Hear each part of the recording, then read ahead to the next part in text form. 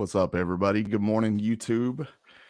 Started my vacation yesterday, so I decided that I would have some fun and just get on here and hang out and go live and go through my comic books and test some things out. I got an extra cam up in the corner up here, just kind of messing around with some things. But got to the comic shop bright and early yesterday and got to get a big stack of books, which is always good and always fun. But also grabbed some older books too and some new Marvel Legends for my collection. But yeah, I'm off this week, so just hanging out at the house, playing around. And Larry Green Machine, what's up, man? Hope you're doing all right this morning. Jimmy G, what's going on, dude? Just a random morning stream, just playing around with some things, and was gonna go through my comic books, just hanging out though. How you doing, Jimmy? I hope you're doing all right, man. Anyways, I'll show you guys some of the books. I picked these up over the past week out of used comic bin, like bargain bins and stuff. But I found this one. I collect Greg Horn, so this isn't like my favorite Greg Horn cover I've ever found, but it's a pretty cool cover, and it's another for the She-Hulk run, so that's always cool. But let's see. I got another Beta Ray Bill. This was for Annihilation Scourge. Pretty cool cover there. Just a character I like a whole lot. Usually collect anything of Beta Ray Bill that I find. Trying to find some of his earlier appearances now. I have his first appearance, but I want his second and third appearance now. Larry, you still up, man? He said it's like 5:30 something where he is. Kind of goofy right now. Yeah, I know how that gets, man, when you're tired and a little bit loopy. Jimmy's, I'm exploring the world of packing and shipping this morning. Woof Woof says, woo. Well, I hope you're doing well, man. I hope you get a lot of packing and shipping done and it goes smoothly for you, man. What's up, Beckerman? Yeah, I'm playing around with the cameras this morning. This live is nothing serious. It's literally just me hanging out and just playing around this morning because I'm on vacation and I'm bored. But yeah, I put a camera up in the corner of the room. Hey guys, just to see what like a behind the scenes camera, if that would be something that would be cool to do for certain shows or something. I always like I like when I'm watching somebody's lives. Like I'm a nosy person, I guess. I like looking around and seeing what's in the background of their room and everything while I'm watching their videos. So I thought that would be a cool little extra thing to add. Larry, no, I did not get your last IG message. I'm actually using my main cell phone that I would check my messages on as the camera in the corner of the room. So I can't check them right this second. I guess I could check them on my other phone. My other phone, though, I got it set up just for work. Dude, how you doing this morning, Beckerman? Did you have fun at Heroes Con? Of course you did. That's a dumb question. I got my coffee, hanging out bright and early. Yeah, I'll check it, Larry. I'll get back with you, man. I probably already have, I think I have like 3 other copies of this, but this is one of those that I remember from my childhood, and I'll probably pick up every single time I see it because of that. But it's that Kitty Pryde Wolverine issue 1 newsstand. This is really cool. This is some Golden Age goodness. This is from 1951, and it was in really good shape. That's the reason I picked it up. Kind of cool cover, but it's the Space Ace issue 1. And some Golden Age goodness. That's from 1951. I thought that was pretty cool. What are you guys up to this morning? Anything cool going on this Thursday morning? I know it's really rainy and just nasty here in Chattanooga, so I'm probably not going to do anything today. I'm just here hanging out. Show you guys another one I picked up. This is this is first cameo of Julia Carpenter, Spider Woman. Is that issue 6 of Secret Wars? Yeah, issue 6. Found that in a dollar bin, so that was cool. And then here's another one that I grabbed. Let's see, this is Scorpio Rose, issue 1. And it's not really worth anything, just a cool comic. It's first appearance of Scorpio Rose, or first full of Scorpio Rose. I grabbed this because I wasn't sure if McFarlane did any of the art on it, because I know that he was doing art early in his career on Scorpio Rose, so I wasn't sure. Either way, that's a cool book, though. Yeah, that Space Ace, that is a Rob Fatstacks kind of book. And it makes me sick to think about some of the Golden Age books that I got rid of when I first got into collecting. When I would go out hunting, I don't know what it was about the first year that I was going out hunting. I was finding really good Golden Age stuff. And I was also not appreciating it maybe as much as I should have, and turning around and selling it so I could buy modern keys, and just stupid. I wish I wouldn't have now. But that's a pretty Golden Age book. Here's Spider Woman. This is the Maddie Franklin. This is volume 3 of Spider Woman. And I grabbed this because this is the last issue, and Maddie Franklin gets killed.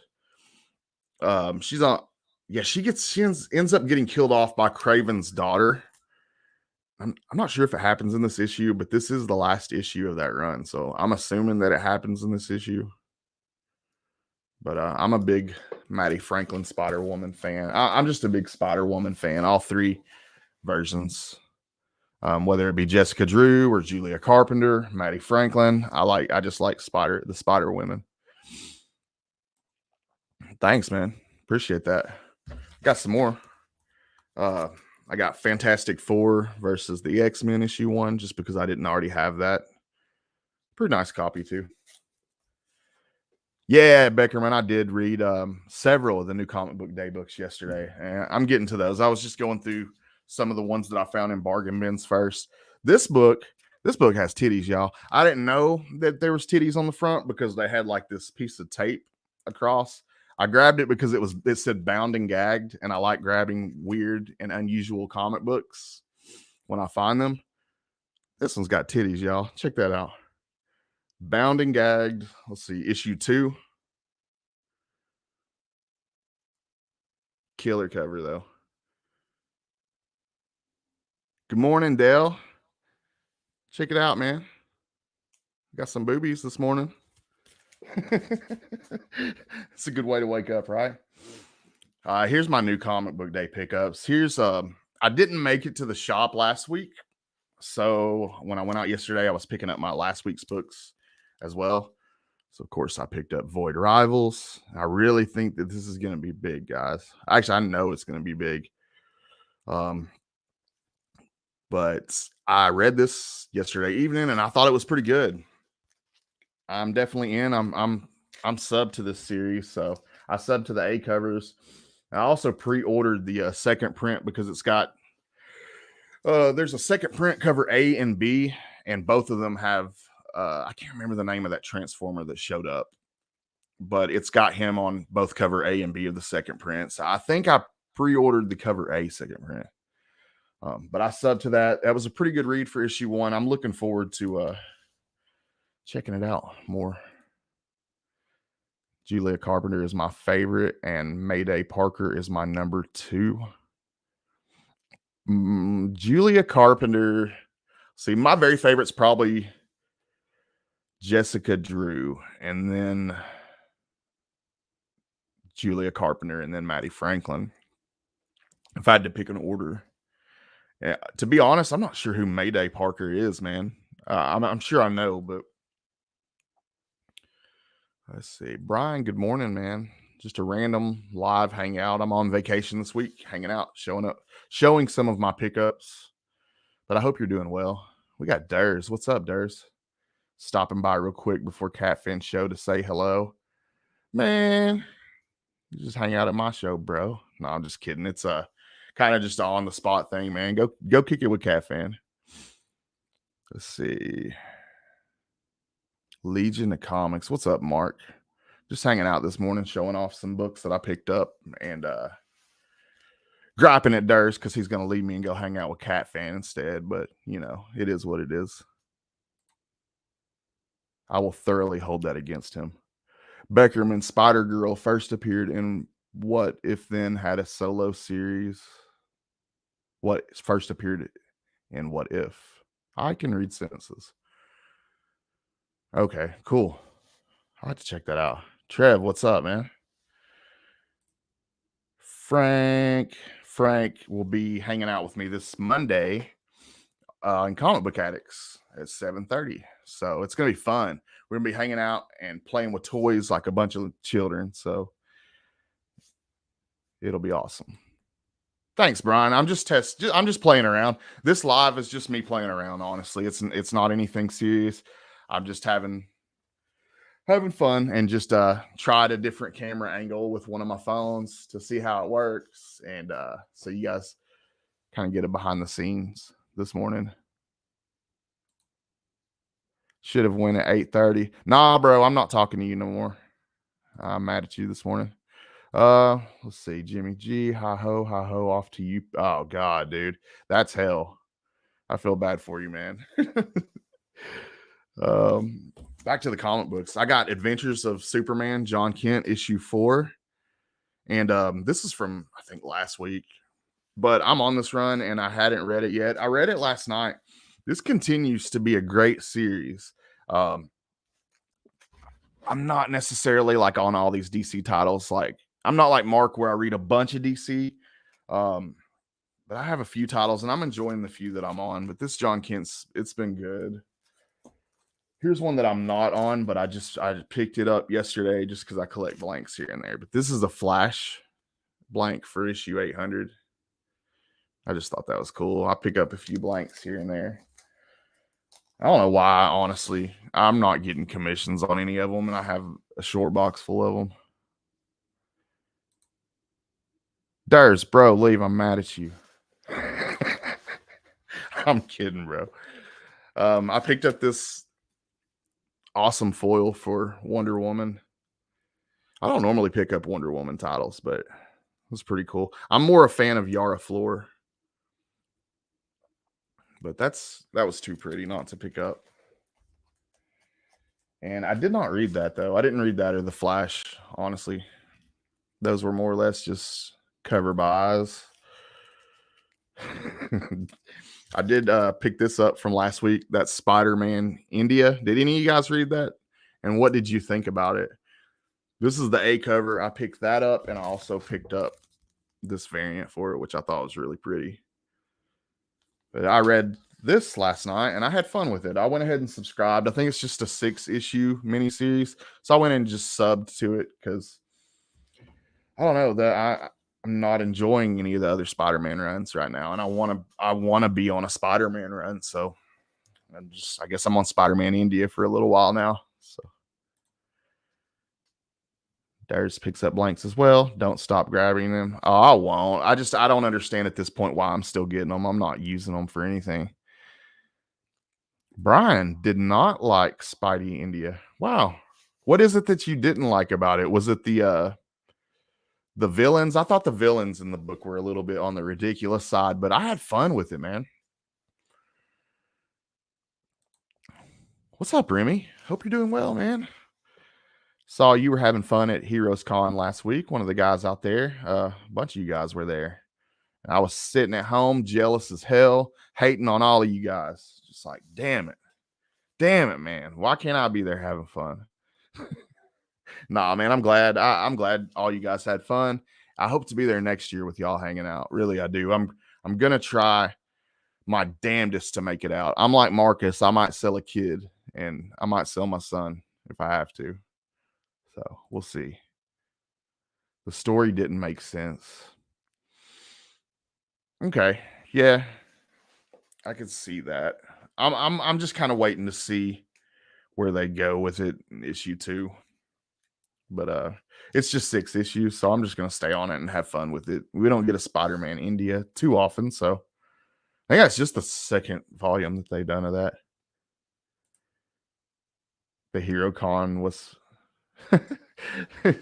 man, it hurt watching some of that. Like, damn it, man. Why can't I be there? Yeah, 2024, man. For real. I'm definitely gonna go ahead and start planning now for it. Anybody pick up Incredible Hulk, the new run yesterday, issue 1 of the new run? Philip Kennedy Johnson. I think he did an amazing job just for it being issue 1. I like where he's going with it. I think it looks a lot more promising just based off issue 1 than issue 1 when Cates was on that run. But yeah, dude, I thought it was cool. I love the horror element. I love the fact that I'm not going to give too much away, but I love that he added the horror element into it. And I'm excited for this series, y'all. I think it's going to be good. When the 3 Spider-Men were together at first without explanation. Yeah, that was. It didn't provide any explanation for that. I agree. I boycotted Chris' stream last night. I had enough of the Heroes Love Fest. Dude, like I picked up my books and I was thinking I actually have my new comic book day books on Wednesday for a change, so I could jump on Chris's live stream possibly if I got home in time. And then I saw that it was just going to be like a Heroes Con type deal, so I'm like, I'll join you guys next week because I obviously don't have any Heroes Con stuff to show, and so I'll try to join Chris next week on his Show Us What You Got. Couching and slouching, my homie Bryant, man, how you doing? Good morning. Just chilling, drinking coffee, and going through some comics. I'm on vacation this week, so I thought that I would just do a random live and hang out. Also picked up this Edge of Spider-Verse, and it's got the Spider-Boy on the cover there. I'm not reading that. I just more or less picked it up just to pick it up. And I don't know. Was it good? You guys let me know. But I have not been reading that one. That was more or less just kind of I'm picking it up in case Spider-Boy becomes something one day and kind of thing. Another one I picked up, Ultimate Invasion, issue 1. This is that John Tyler Christopher variant for that. And I'm on a little John Tyler Christopher kick right now. I'm really liking his work. I pre-ordered. Let's see. I picked up this Vision a couple weeks ago, and that's what kind of got me started on the kick. And then I grabbed this yesterday. I got Blade 1 pre-ordered, and then he's doing another one for Amazing Spider-Man 31 that I have pre-ordered. And got this nice, pretty Brian Hitch foil cover for Ultimate Invasion. Which I had to pay a little extra for that, but it's really cool. I liked it too much to walk away from that. My shop had 1 copy of this, so I grabbed it as soon as I saw it. But I had to pay $15 for it, but I don't even care. It's cool. And I read this last night. I read Ultimate Invasion, and that was probably my favorite out of all the books that I read because I don't know. I think the maker's so cool and just so demented and so crazy.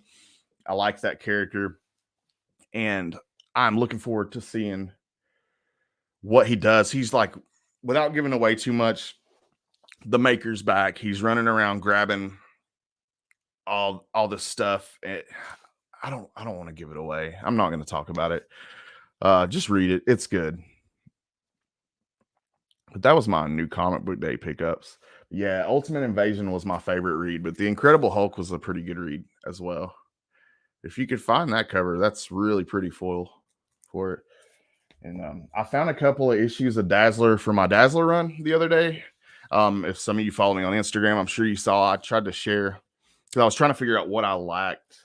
Now I am 5 issues short of completing the volume 1 run. I'm missing issue 13, 25, 30, 31, and 37. And then I'll have that run just completely done. Aggressively relaxing. I missed out on the Chrome. Marvel's done such a good job letting the maker operate in the backstory of other comics. I didn't even know the maker still existed, but it's really cool though. I'm looking forward to that one. I wonder how many issues that's going to run. If anybody knows, let me know. I also picked up some toys because I'm a big ass kid that refuses to grow up.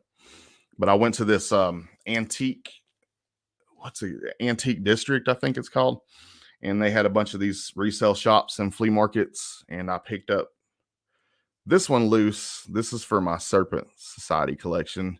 Kind of lame, honestly, but I needed Rock Python for my Serpent Society.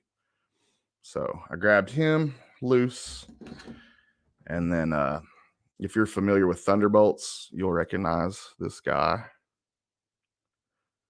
But I picked him up sealed. Pretty cool. And then I picked up Human Torch. I found this at Ollie's for $7.99. I found that Human Torch Marvel Legends. Had the retro card. I found that J. Jonah Jameson. Pretty lame, but I didn't have him, so picked it up. The head sculpt's good. And I picked up Peter B. Parker. So got him now. That's the figures that I picked up. That is awesome. I got Tom DeFalco to sign my Dazzler 1 with Disco Ain't Dead this weekend at Heroes Con. That's crazy, dude. Awesome. Congratulations on that. But what are you guys up to today on this crappy Thursday? I say crappy here in Chattanooga. Anything cool going on in you guys' neck of the woods? Oh, I'm just hanging out, being bored today.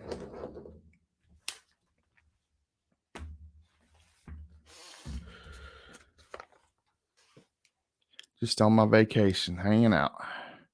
I want to pick up that Chasm figure. Yeah, I'm actually looking for that one right now. I don't know if that's going to be a Target exclusive or if it's going to be an all stores or what, but I'm really looking for that Chasm figure as well. I actually thought about the other day. I want to get a new logo drawn up sometime in the next year. And when I do, I think I want to incorporate Chasm. Legion's grooming dogs. Hopefully that's going well for you, man. You don't get one of those dogs that's a pain in the ass to groom.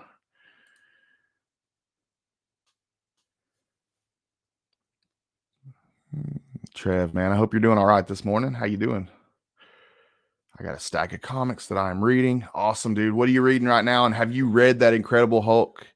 Have you read Ultimate Invasion? What did you think about those? Work meetings from 9:30 to 1. Oh, sorry, man. Have you watched Secret Invasion episode 1? No, I started to watch it last night, actually. I was laying in bed and I cut it on and I clicked on Disney Plus. And for some reason, like I'm logged in on my TV upstairs, I'm logged in on my phone, but I wasn't logged in on the TV in the bedroom. And I'm horrible about remembering passwords and I could not get logged into Disney Plus in the bedroom. So after the third or fourth time, I finally said screw it and went to bed. But I'm going to watch it today, I think. Was it good?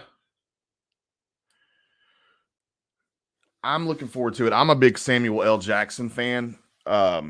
Little known fact, he's actually from here in Chattanooga. So I've been a big Samuel L. Jackson fan my whole life. He grew up here and yeah, so he's a big, highly loved celebrity here in Chattanooga. Usher Raymond, the singer, is also from here. He doesn't claim Chattanooga, he claims Atlanta, but he lived here all the way up until high school. And his grandma still lives here, actually. And we actually have a Usher Raymond Parkway not too far from here. But yeah, Samuel L. Jackson's from here in Chattanooga.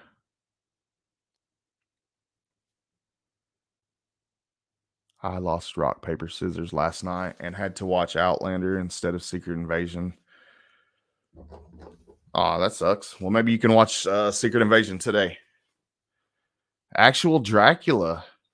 What's up, man? Hope you're doing well. Another lucky bastard that got to go to Heroes Con while I sat here in Chattanooga on my ass. I didn't sit on my ass. I worked every day. But anyways, looked like you had fun, man. Looked like you had a lot of fun. I was following you guys, looking at checking out all the pictures and all the videos and wishing I was there. Secret Invasion, man, pretty boring first episode. Hopefully we'll get better. Okay.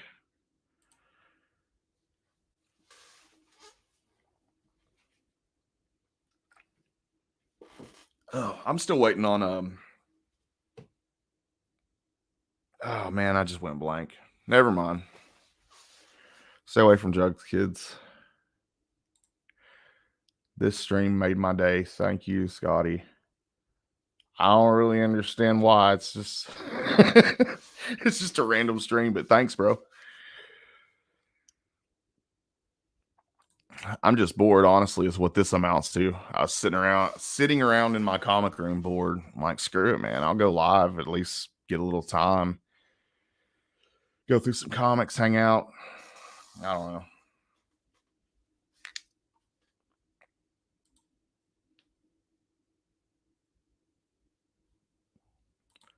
What you guys got going on as far as like YouTube? Anybody got any streams?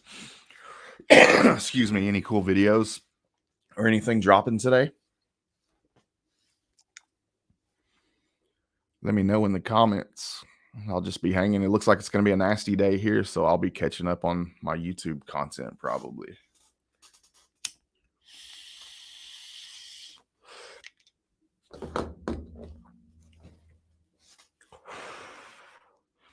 A little smoking with my coffee.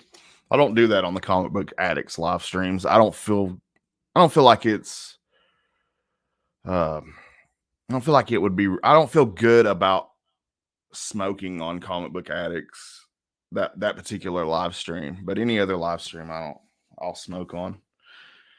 If I smoke on Comic Book Addicts, I will hide while I'm doing it because I just don't feel right about.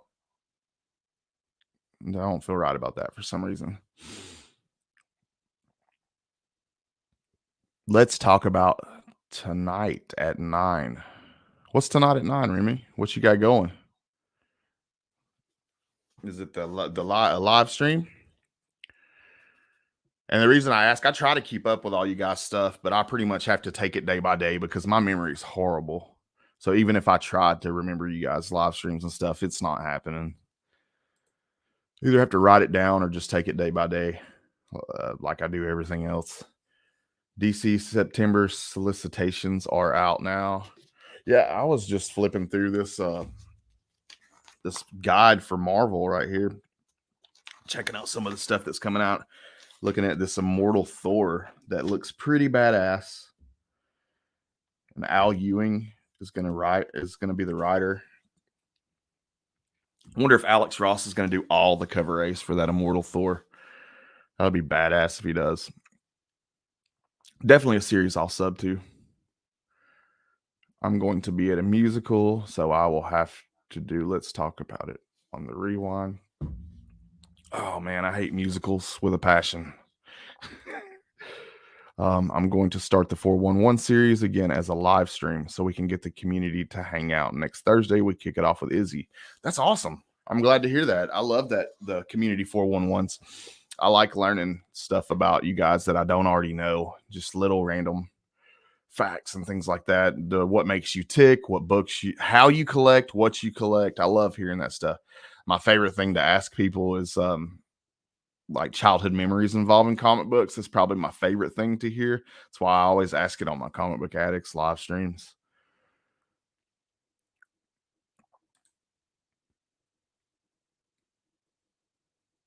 What time, Brian? No one will be there if it's at 9 p.m. on Thursdays. We'll be talking about it over on Remy Q Studios. Okay, cool. So Remy Q's got his live going tonight at 9.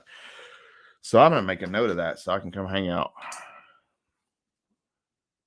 Because I cannot remember anything if I don't. 411. Yeah, he usually debuts that in the mornings.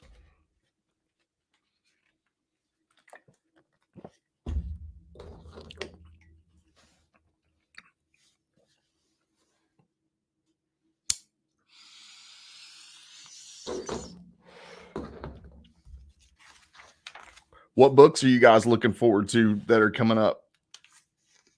I'm super hyped about Secret Invasion. I keep thinking about what character being a scroll would be the most impactful.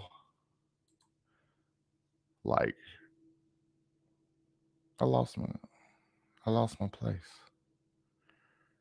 What character being a scroll would be the most impactful? Like, what is Madison?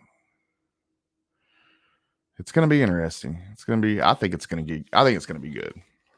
I have faith in Samuel L. Jackson. I doubt the new live version will be a morning show. 8:30 p.m. Everyone is at work. Yeah, probably so. I would normally be at work right now too.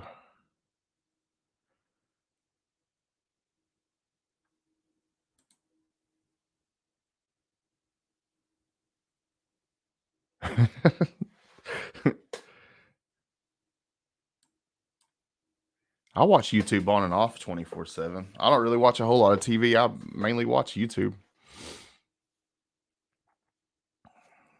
Let's see, Death of Venomverse. I think I'm a little bit burnt out on all the symbiote stuff already, so I'm not going to jump on any of the symbiote stuff.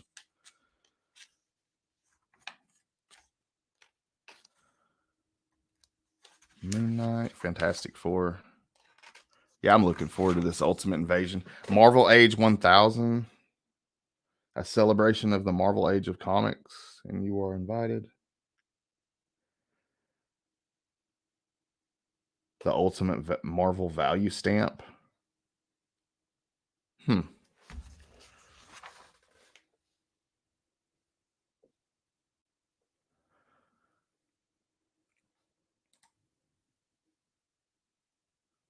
With you, I watch so much YouTube.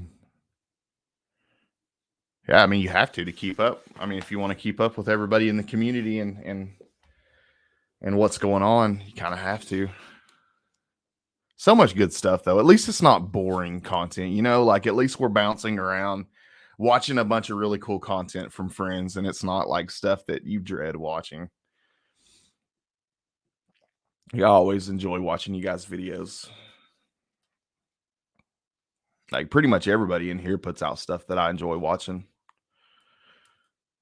Trev's working right now. I hope you're having a good work day, man. Like I said, I normally would be at work right now too. But this week I get to be a bum.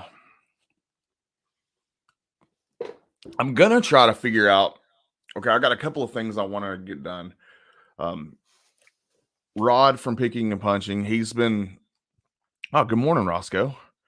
He's gonna help me with my channel a little bit, kind of help me get to the monetization point and help me with some goals past that a little bit too. But he's wanting me to come up with a list of things um, that we had talked about, me and him, and get back to him. So I've got to do that and have a little meeting with Rod, and he's going to help me. And so I need to do that, and I also need to freaking. I got all these toys, and it's just looks like a bomb exploded. I need to organize. I need to get some stands and really organize these shelves and make it look good and put the heroes that are on the same teams together and kind of categorize everything. But just looking at it, it is going to be an absolute nightmare. So I dread doing that. Um, but I need to though, because my collection's expanded so much, and I just kind of thrown the new figures. I just sit them on the shelf wherever I can fit them at this point. And like you've got Doctor Spectrum with the Eternals, and just I don't know, it's just mixed up. I want to get it straightened out.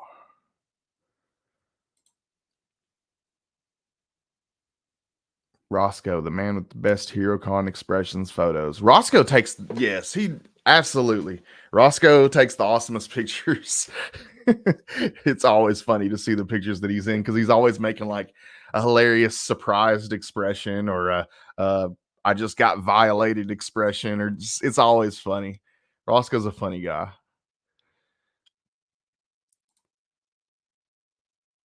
Some of my favorite shows are Comic Book Addicts, DC Day with Legion of Comics, Only Slabs, by Between the Lines, Easy Verse NYC, Brian LCS, Collecting with Durs, so many good shows. And there's a ton of good shows, and it seems like there's more popping up all the time. But yeah, and I'm personally really proud of Mondays. I like what we have going on Mondays, and it just keeps growing as well. Like shit, by the time it's all said and done, Monday is just going to be one big ass live stream from the time we get up to the time we go to bed. But I'm all for it though. I think it's really cool, and I really like how everything fell into place. It started with just Between the Lines, and then I jumped before them, and then Izzy jumped before me. Added 22, added Carlos Collects, adding different shows that are falling in line with the schedule, and I'm proud of it. I think it's cool. I think it's really cool. Proud of what Mondays are becoming. Your collection has grown a lot this last year. Yeah, because I'm always adding new Marvel Legends. Like every week, I'll add one or two at least. So it's blown up. I'm gonna have to stop probably eventually. That's one of my problems. I don't know when to stop. Like I fall down the rabbit hole and I just keep going until I find something else to distract me away from it or something. It's I have an addictive personality with everything, not just with bad stuff, even with good stuff. Like if I get myself like working out, I could potentially get addicted to that. Like I get addicted to just anything that I do. That's just the type of person that when I'm really into something, it consumes me. And it's all I think about.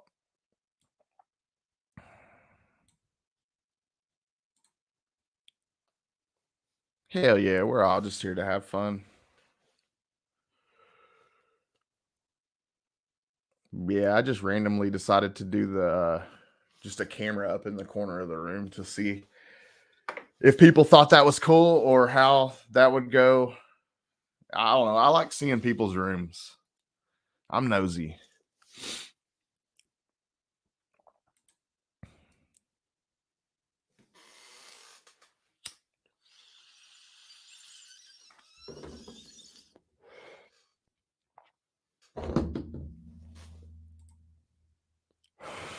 I stepped away for a moment and Roscoe jumped in.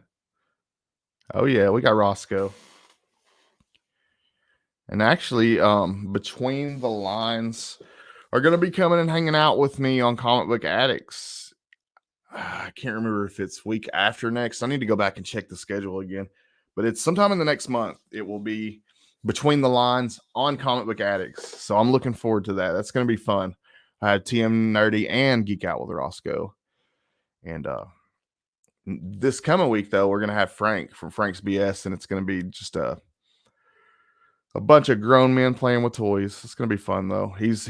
For real, though, he's a vintage toy collector, and he has an amazing collection. He has, like, literal freaking arcade machines, old Batman vintage toys, like old ones, and like 80s, 90s Marvel toys. Just a really cool collection.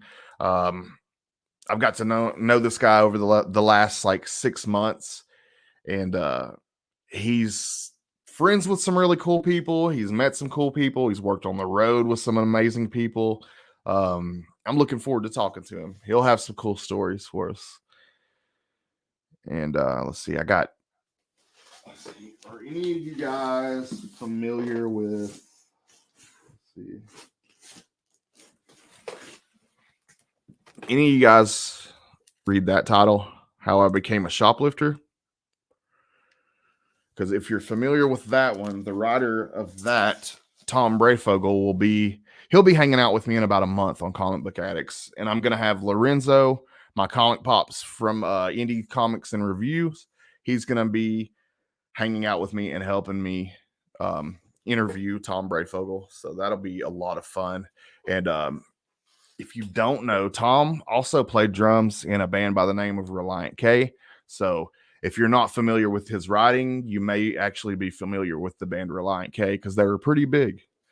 And got some really huge videos on YouTube, actually. So pretty decently big band. But I'm looking forward to talking to Tom. That's going to be a lot of fun.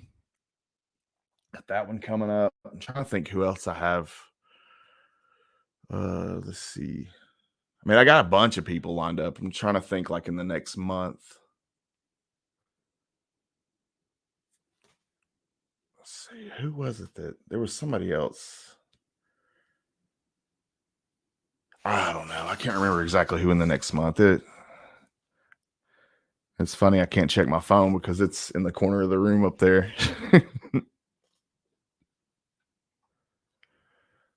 See. I won a prize from the community recently, and they tried to throw in a Funko Pop. I was no way, man. Keep it away from me. I can't have something else to collect. I totally get that. Yeah, because yeah, if you go down that rabbit hole, you see Funko Pops everywhere, and you'll just be tempted to spend money all the time. I totally get it.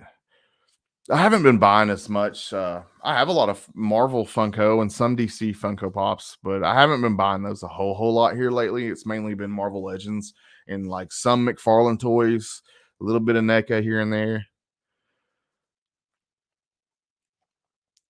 But yeah, that's been the extent of my that and comic books, and not really a whole lot of Lego. I've not really been. I collect Marvel Lego. That's kind of me and my son's thing. Is excuse me, doing that. I haven't really collected a lot of Lego here lately. I think the last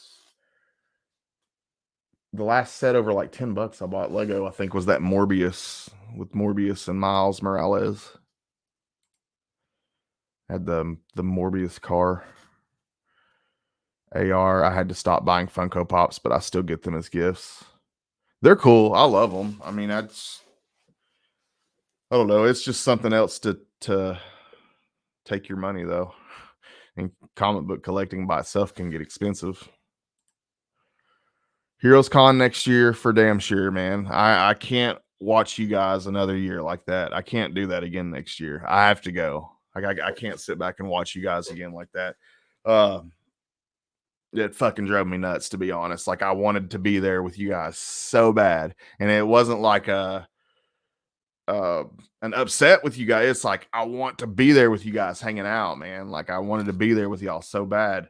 And like I saw so many people um that, like, even aside from you guys, like Skeleton Key Comics, Nerdy Girl Comics, just freaking everybody that I've talked to that I haven't met in person yet was there. So like I would have had a blast, and I wasn't there. And I if I would have planned a little bit better, because you see, I'm off. I'm sitting at home this week. If I would have planned a little bit better, I could have been there. If this week and last week were flip flop, like it's just the way it worked out. It just wasn't meant to be for me this year. I could take the week off this week. I wasn't able to take last week off. So I even, like, just to meet Beckerman, I had to literally get off of work and drive straight to Knoxville because I couldn't even get the time off to meet a whole day to meet with Beckerman. I just had to drive straight up there from work and hang out for a little bit, drive home, go to bed, get up and do it all over again. But next year, for damn sure, I think, see, because see, like hotel stay and everything's not even an issue for me because my girlfriend, she works part time at it for Hilton Hotels. So as long as I could find a hotel that was owned by or that franchise, I could basically get free room and board wherever we go. Like she accumulates these points and we'll cash them in here and there as we need them. I could get free stay somewhere. So it's like room and board would be paid for. That wouldn't be an issue. Um, I won't go without. I refuse to go without probably 1,500, 2 grand. I refuse to go without taking at least that much because, like, I want to spend some money. I want to buy some cool keys and some shit that I normally can't find here in Chattanooga. That's what I'm going for. Besides, other than just like meeting you guys and hanging out, I'm gonna be after like some stuff that I can't normally find here. So I want to take a couple stacks. You know what I mean? I don't want money to be an issue at all. So definitely want to be well prepared. but I'm going. I'm going for damn sure.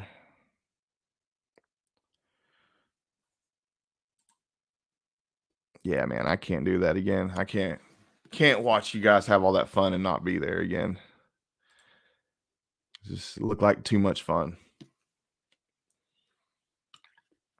And freaking Jonathan Hedrick was there. I would have wanted to hang out with him for like a whole like I would love to just hang out with him by himself for a whole day. I mean, he'd probably get sick of me after an hour, but I just that one dude, I could spend the whole day talking to Jonathan. He's such a cool dude. And but you know, Scotty Young, so many other cool people were there besides you guys. Man, yeah, that would have been awesome. And I definitely got to meet Marcus in person, man. I want to meet my buddy Marcus in person. He couldn't go either this year, but maybe he'll be able to go next year. I want to go out to Kansas City too. I want to go out there too. But definitely Heroes Con. Charlotte's only 5 hours from me, so I could do that no problem.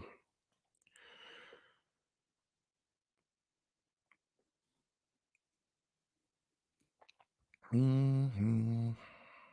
And it's what's weird. It's like I've been to cons, but I've never been to one as a collector. Like I went a few years ago to this one um, with a buddy of mine, and it was like he was going for cosplay. He was cosplaying as something I can't even remember. Um, but I went with him, and it was just this whole cosplay thing. But I've never been to a con as a collector, so Planet Con 2024. Where's Planet Con? Everybody, I want to go to what's the name of that one? There's one in Atlanta that I have some friends that go to as well. I want to go check that out because Atlanta's like an hour and a half from here,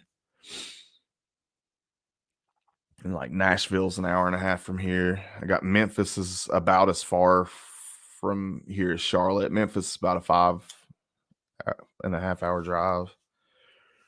Oh, Planet Con's in Kansas City. Okay.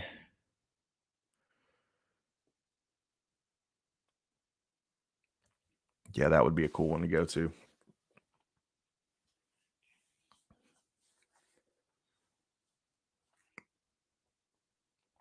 Heroes Con was way more relaxed than MegaCon, and it was comic book and art oriented. That's cool. How was it like as far as did you have people walking on your heels? Was it that crowded? Like how was the crowd? Because that gets irritating to me after a little while if I'm like having people bump into me and stuff.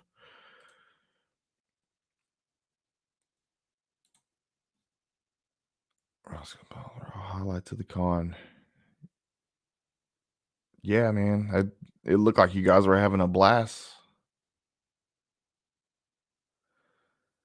I know, dude. I want to check out Kansas City, and not only just for a convention, but like I've never been to Kansas City. I would love to just explore. I like exploring places I've never been to. I used to work an athletic field construction job, and then we would travel all over.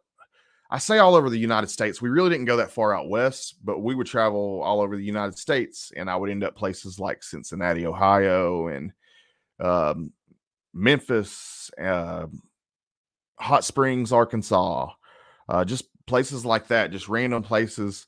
And I would explore the city while we were there. We would go do cool things. We would hit, if we were close to a casino, if we were close to a strip club, if we were close to anything that was fun like that, um, we would explore and hit them up and have fun. And I haven't done that in a long time. I'd love to do that in Kansas City. My dad lives in Sparta, and I've always wanted to hit up Nashville for a con. Yeah, Nashville's not far from me at all. I could be in Nashville in a little over an hour, hour and a half, if there's not a whole lot of traffic, which there always is. But Nashville's awesome. I love hanging out in Nashville. I've had a lot of crazy nights in Nashville. Heroes is going to be so expensive for me. Kansas City I can drive to. See, that's the same for me, but flipped. Like Kansas City would be crazy expensive for me. Heroes Con would not be that expensive for me, other than just the money that I'm going to want to spend. My hotel's going to be paid for, and it's not far of a drive, so fuel's not going to be crazy. I'll definitely be at Planet because it's local. I'm waiting to see what next year's guest list look like.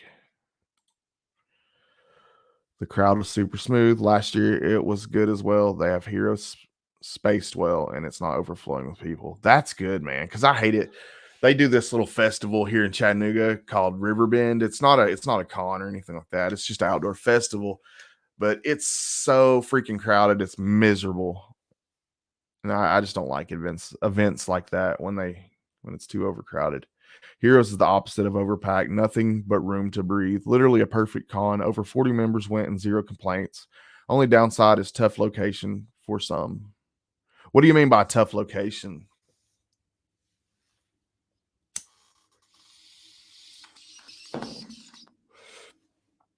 What do you mean by tough location, Mark? Heroes Con was not packed at all. You had enough room to dance around if you want. I'm not saying Matt and I did that, but you guys absolutely dance. I know. Y'all are probably dancing together. Excuse me, y'all. No doubt Matt was dancing. I feel like Planet could be a good secondary option to Heroes for those that can't afford to travel to Heroes Con. Okay, cool. When is Planet?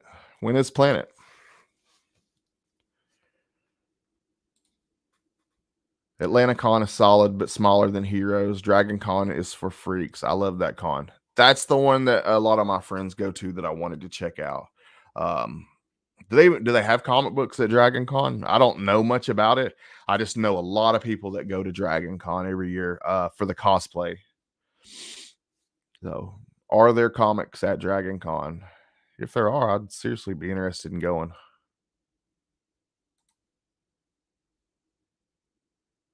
I also wanted to tell you guys, man, if you're ever traveling and you realize that you'll be close to Chattanooga and um you want to hang out with me, I have an open invite to the comic community, man. I got an extra bedroom here. If you free room and board, free food, whatever, man, we'll get you taken care of. If you want to come hang out with me and you're passing through Chattanooga, you guys always have somewhere to stay, and come kick it with me in the comic room. We can hang out, hit the shops in town. Open invite to any of you guys if you're ever in Chattanooga. You guys, like I told Bueller that, I've told Durs that, but any of you guys, man, just all of you guys that I know, of course, that I, I'm not just gonna let anybody crash in my crib, but I don't know. It's open invite to my main comic homie. All you guys that are on here, you know who you are. Lady Fantastic is here, man. I'm way behind on the comments. Good morning. No, it's not a morning with Scott. It's just a random Scotty's on vacation this week and was bored type deal and wanted to test out a little camera in the corner of the room and just hang out with you guys this morning. I was bored. I needed some companionship. Heroes is far away from some members. Travel isn't as easy for everyone. Yeah, Heroes is easy for me though, travel wise. It was all just 100% a work schedule thing and partially a money thing. Like I would have had the money to go, but I wouldn't have had the money to like ball out. Man, if I'm going to a con, I want to ball out.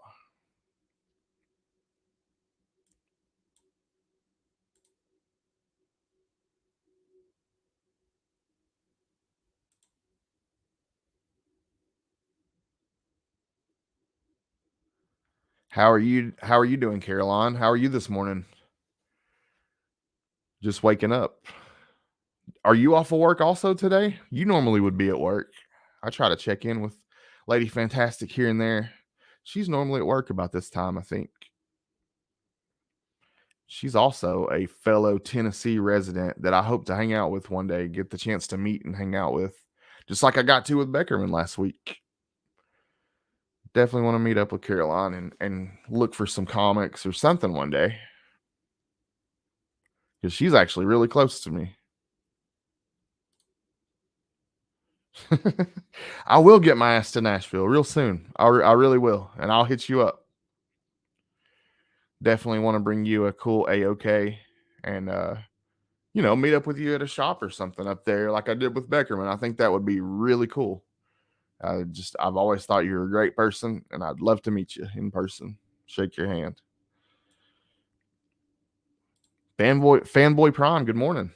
I hope you're doing well. I just a random hangout. I'm off this week and I'm bored. And I'm testing stuff.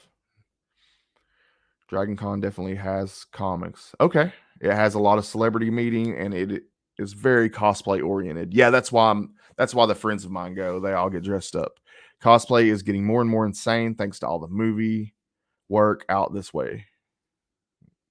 Yeah, all my friends go out to Dragon Con for cosplay reasons. Jimmy G is back. Not so bad. I'm glad it went smoothly. I guess it had to go smoothly. That was quick, man. It was really quick.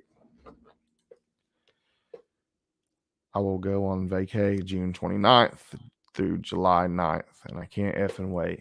Hell yeah. I'm actually blacked out from being able to take a vacation. So I work in retail. I'm a manager in retail. And so there are certain dates throughout the year that are blacked out. We cannot take that off unless it's an emergency or something like that. And the week of the 4th is one of those. So sucks, but that's part of it. That's one of the many negatives that go along with working in retail. So yeah, no vacations the week of the 4th for me. I had to that's kind of why I'm taking off right now. This is my last chance to get in a little break before we get into the craziness that is people shopping for the 4th. That's for anybody that's never worked in retail or grocery retail, the 4th, that's one of the biggest holidays of the year as far as like shopping for groceries. So that's a huge one. The 4th of July is a huge one.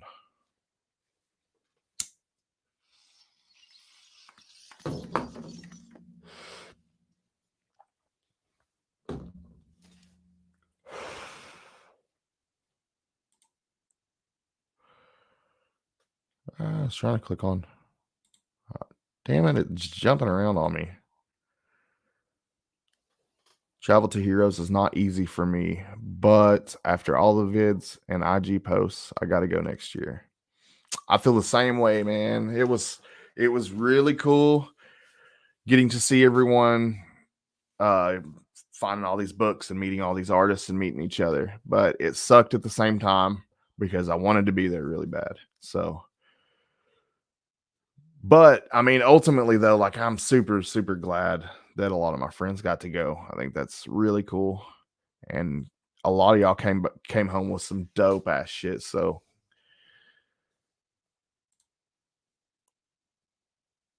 you got to go in this morning. I'm sorry. Well, I hope your day goes well. At least you got to hang out with us for a little bit, right? Before you went.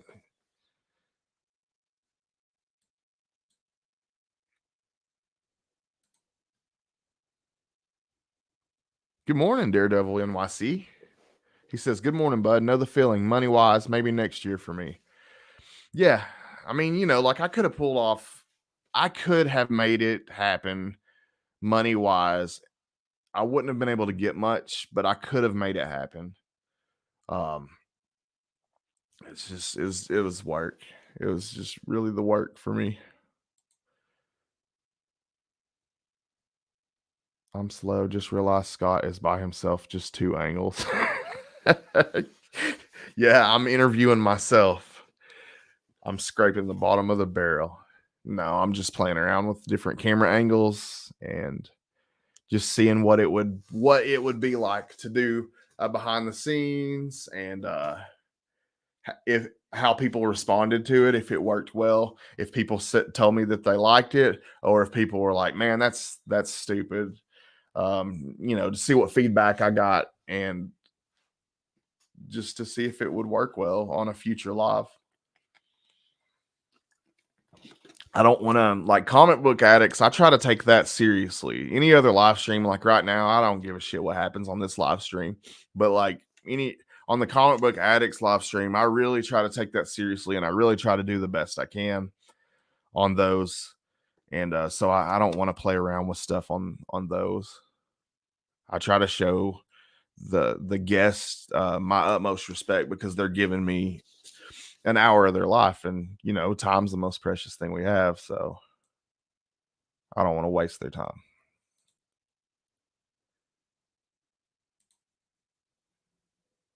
Hell nah. Vanderbilt made July 3rd a vacay in addition to the 4th being a holiday. So I'm talking the rest of the week off as well as the Friday before.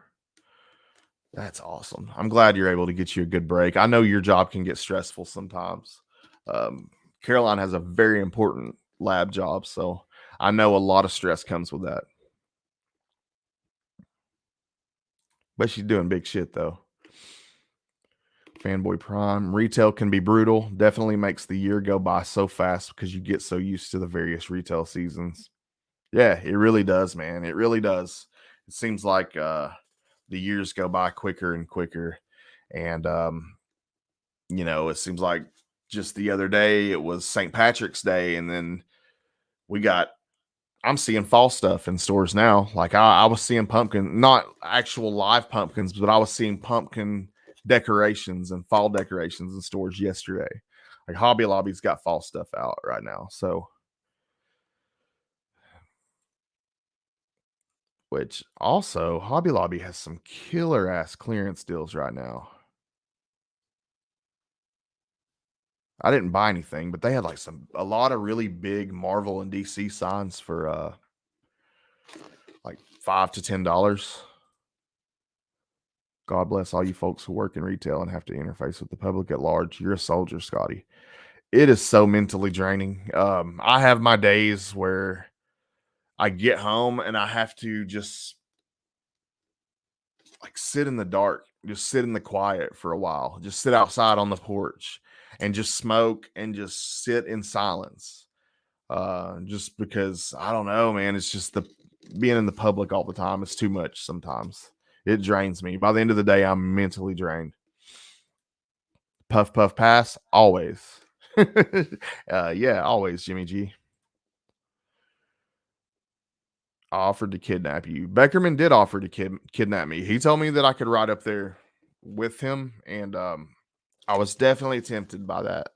And if I 100% would have lost my job, if it wasn't for that, I would have.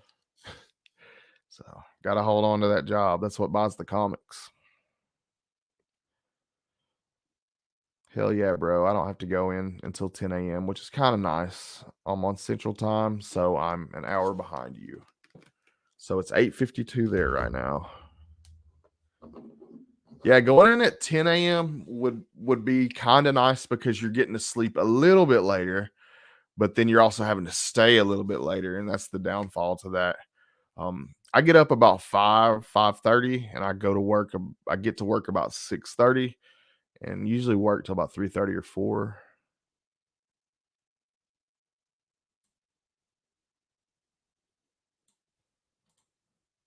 Science isn't exactly a 9 to 5. You schedule it based on how you plan your experience.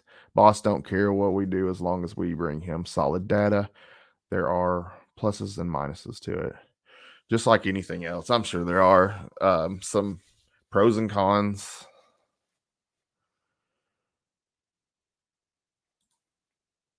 And thanks for you guys coming and hanging out on just this random live with me this morning. I appreciate it. I really didn't plan on anybody's show. I figured maybe 2 or 3 people would pop in, but it will be nice to unplug and hang with the community a little more. Absolutely. That's something that I look forward to doing a lot more in the future. Like that me and Beckerman did, the meeting that we did last week. I want to do that so much more. Like I would love to meet all of you. I definitely want that to happen a whole lot more. I want to start meeting you guys, and if I have to come halfway or whatever, I want to start meeting you guys at some shops and hitting some shops together and hanging out, meeting up at cons. And I definitely want to start doing that a lot. Dollar General. Yeah, I feel you, man. I don't talk about it a lot because I try to leave my work life and my love life as private as possible, honestly. Um, but yeah, man, like I work at a Walmart. So that's probably the only time you'll ever hear me say it, just because I don't keep it private. Like I'm on Facebook, you could find all that shit on there or whatever. But that's I'm a manager for Walmart and grocery retail. It's a Walmart neighborhood market, which is just more of a grocery store. It's not like the super centers. So yeah. So it's crazy. Y'all know the kind of people that go in Walmart and the kind of people that Walmart attracts. Brian, my wife works in retail. I'm amazed at the craziness of the general public, and it just gets worse every year. And the holidays, around the holidays, is the worst. It seems like it brings a lot more crazy people out during the holidays. Roscoe, got to run, but I hope you all have a wonderful day. I hope you do too, Roscoe. Thanks for coming out and hanging out with me, man. Just on this unexpected live stream this morning. Have a great day, bro. JLS Comics. I work from home. The commute is great. Yeah, man, you gotta love that commute. Just get up, fix your coffee. You're already at work. You're already ready to go.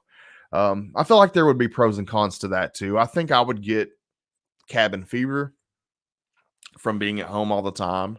Um, as bad as I hate getting up and traveling in the morning, if I didn't have to do that, I don't know, man. I don't know. I feel like I would be a little less motivated. It would be hard for me to stay motivated if I didn't have to get up, um, do everything I do, and go to work in the morning. I don't know, man. I might be a little more of a slacker than I already am. It would be hard for me to have the discipline to work from home, honestly. I don't know if I'm one of those people that could do that. Um, the temptation to sleep in would be too much.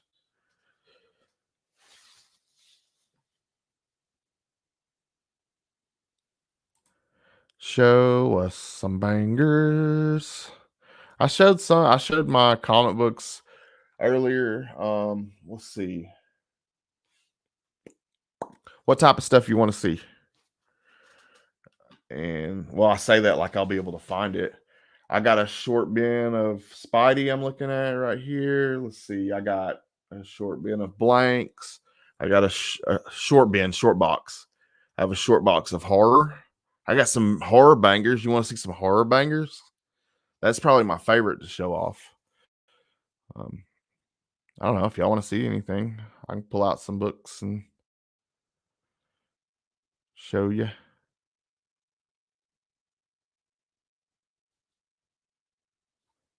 Oh, she wants me to hit.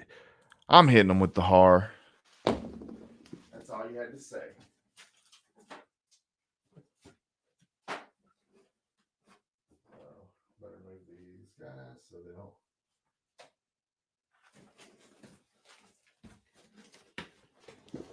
I'm about to hit y'all with some horror.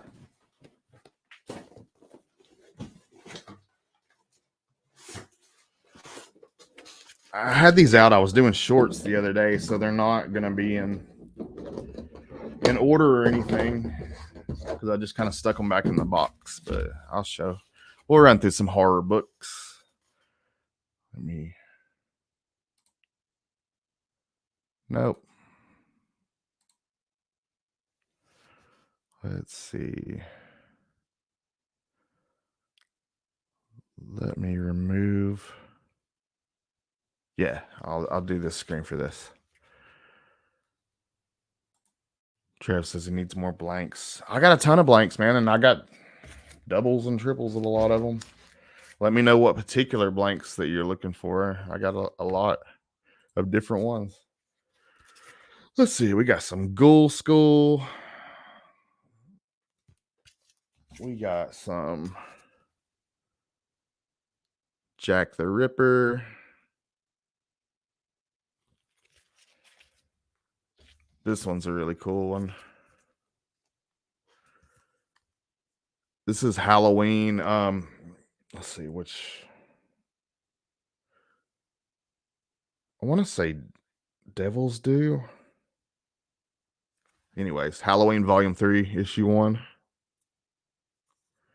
Some Michael Myers goodness.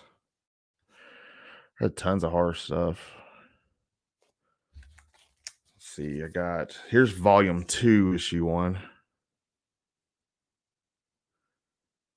What is y'all's favorite horror character? Name your favorite horror character in the comments, and I'll see if I have anything pertaining to that character. Here's some Freddy Krueger right here. Let's see. That's Wildstorm. That's the Wildstorm run. Some Puppet Master. Any Puppet Master fans? Trev likes Freddy. Cool. Okay, I got a bunch of Freddy in here. Let's see. This Puppet Master was actually given to me by 22 Comics. So shout out 22 Comics. He gave that to me in an AOK not too long ago. Some Friday the 13th. Friday the 13th. Man Thing. I have a Man Thing Volume 2, Issue 1 somewhere. I don't know where. Check that Friday the 13th cover out. Yeah, I have horror for days, like days, bro. For days, bro. Halloween, the First Death of Laurie Strode. Some really cool covers for that series. Ash from Evil Dead.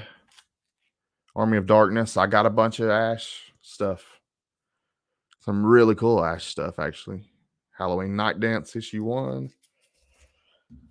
This cover right here is dope as a mofo. This is Halloween Night Dance. This is a Capullo Michael Myers cover. And that one's worth a little bit of cheese. There's a lot of these are, but that one particularly was a nice one. Some Devil's Due Publishing Halloween right there. Texas Chainsaw Massacre by himself. Wildstorm.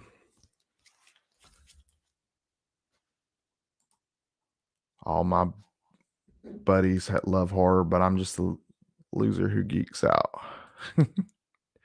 Life is horrific enough. I don't need made up scary shit. Yeah, no, I agree.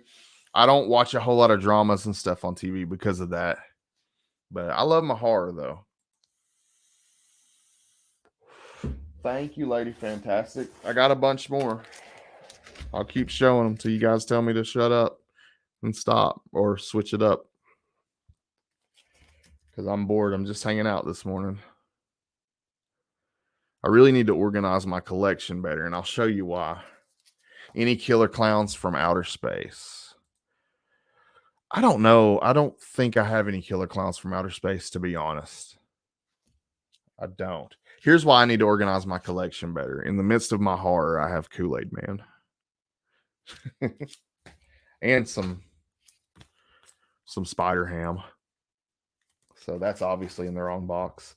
This is an interesting book. This has a little story behind it. This is Zombie Tales, and it's issue 1. This was, I want to say, the very first book that Boom Studios put out, the first comic to come out on that imprint. And this is actually signed by the cover artist. So pretty cool. But yeah, Boom, they were putting out horror when their first books were horror. Ain't nothing scarier than Kool-Aid Man bust. I'm telling you what, seriously. Zombie Tales, the series. Them titties, though. Check that out, y'all. Zoom in. Let's see. We got Nightmare on Elm Street, the beginning. Here's some Freddy for you, Trev. This is some old innovation, Nightmare on Elm Street. We got some Freddy's Dead. This was given to me by Gary B. Shout out Gary B, the casual comic guy. He gave me this in an AOK. But this is Freddy's Dead in 3D. And yes, I do have 3D glasses, and I have read this in 3D, and it's awesome. So that was cool. Let's see. This is a Nightmare on Elm Street special issue 1 on Avatar Press. There are 2 different versions of this book, and one has the chrome trade dress, and the other doesn't. I have both, but I think I put the regular one in an AOK for a friend that's getting ready to go out. What's up, Marvin? How you doing, man? Hope you're doing well this morning. Just a random hangout, showing off some books. This is a gore variant for Nightmare on Elm Street. Just extra gory. You can see he's ripping through this chick right there. Right there, he's tapping the chick on the shoulder or whatever. Kind of creepy. Right here, we got a sleepover going on. He's sitting there chilling in the windowsill. If you guys see these books in bins and they're decent price, pick them up because you don't see them a lot. A lot of these horror books were printed in small runs, like very limited runs. So you're not going to see them a lot probably. And like, I'll show you one, for example, and it's one of my favorite horror books. I might have to get up and grab it. But let's see. This right here is the first appearance of Michael Myers, right? This is the chromium foil edition. I love this book so much. There are only 250 copies of this book that exist. Now, this is the more rare version of the first appearance. There is one that was printed a little bit more, but even the regular first appearance of Michael Myers, there were only 666. So if you find these books in bins, grab them.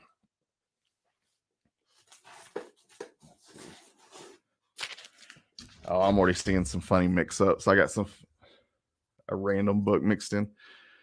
Here's more Freddy for the homie Trev. Yeah, always keep a lookout for these. And check this out. Brian Polito from Evil Ernie and Lady Death. But this is him on Chucky.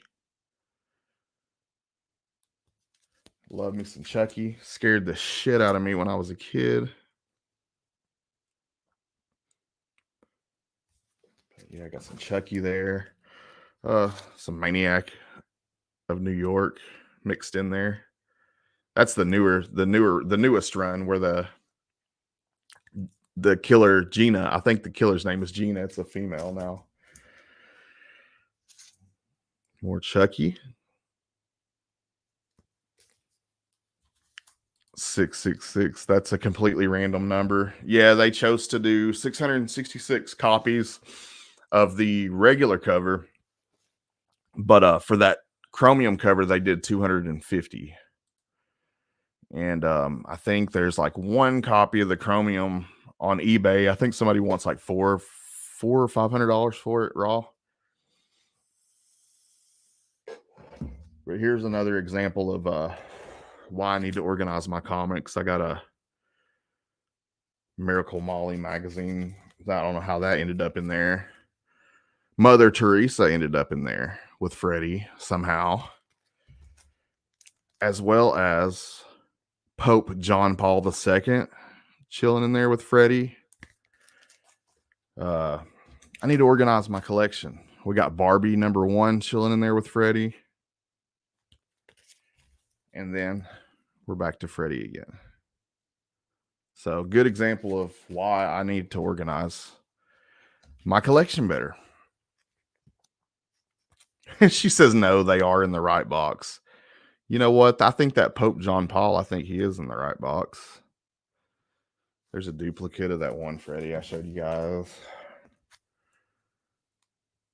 I grab any copies of these that I see, even if I already have it, just because you don't see them a whole lot. Like even these weren't printed.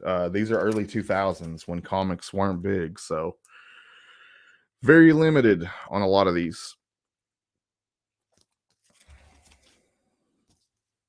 Got Freddie busting through the book right there.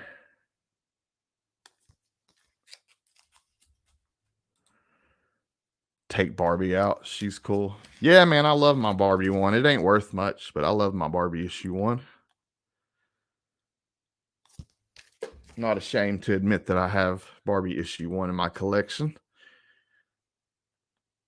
Some Leatherface there. That's a Wildstorm, that Leatherface. Let's see. More Leatherface.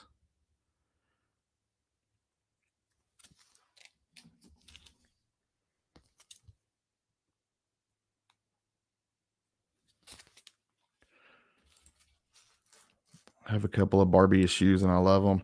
I have issue one and I have another random one that I found just because I like the cover of it. We used to rip, me and my best friend Emery, I called him E growing up.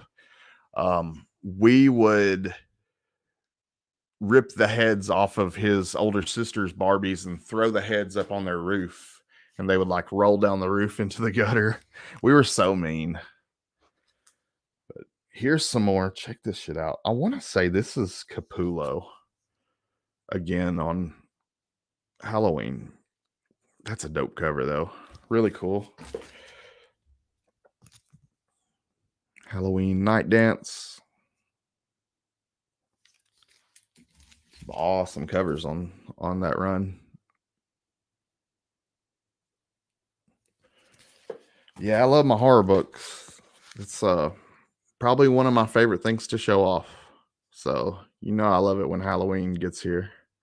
This is Texas Chainsaw Massacre issue one. There are two different versions of this as well. And this is the one with the chrome trade dress. There's also one with the regular trade dress. And it's got a certificate of authenticity because it's got a signed poster. This is one of only 2,000 copies, and it has a poster signed by Brian Pulido and artist Jason Burrows.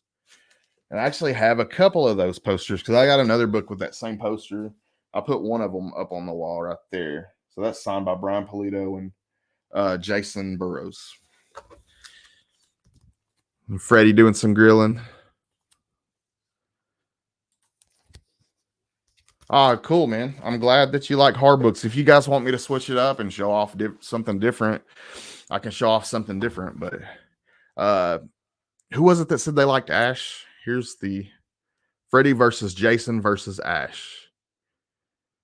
This one's worth a little bit of money because this is a J. Scott Campbell. And there's also a variant. I don't know. I can't remember if it's second print. I want to say it's a variant of issue one, that cover. It's got all three of them on it. I actually have these in order. There's issue two.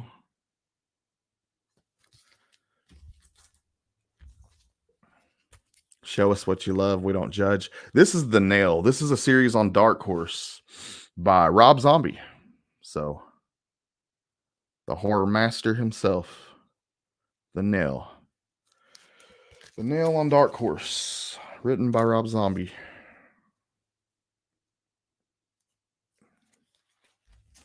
This is a cool cover. I always like this cover. See that booty? Freddy versus Jason versus Ash again mixed in there.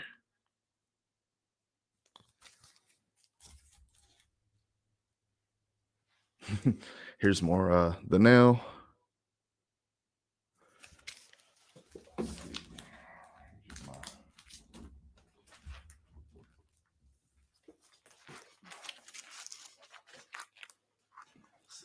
Over here. I'll clean those up later.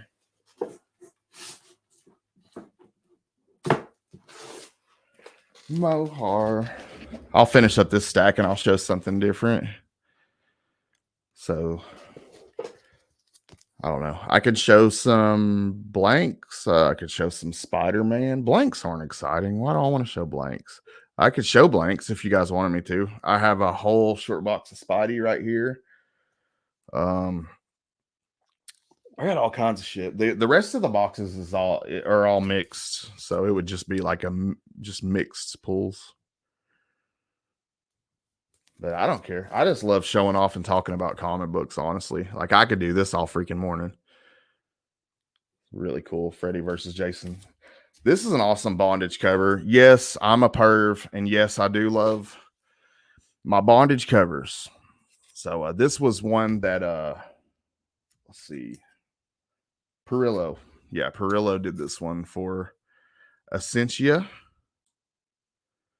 And I thought that was cool. There's also a nude version of this, but I never could find it. This is the partially clothed one. But I really like that cover. Really cool Perillo cover. And right here, we're getting into some more Rob Zombie. This is International Spook Show International. And this is issue 1, a J. Scott Campbell cover. And that is J. Scott Campbell doing an illustration of Rob Zombie's wife, Sherry Moon.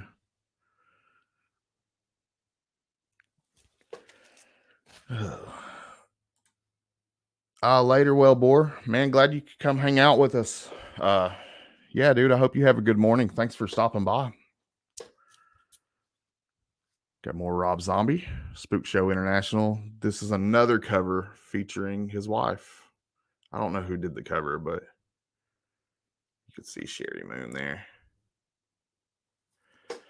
That's a really cool series too, Spook Show International. If you guys are into horror,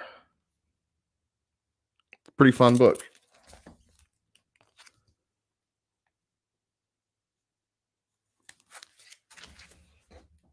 Shit, we got some Marvel mixed in here. There's a first meeting of or first battle of between Gambit and Wolverine.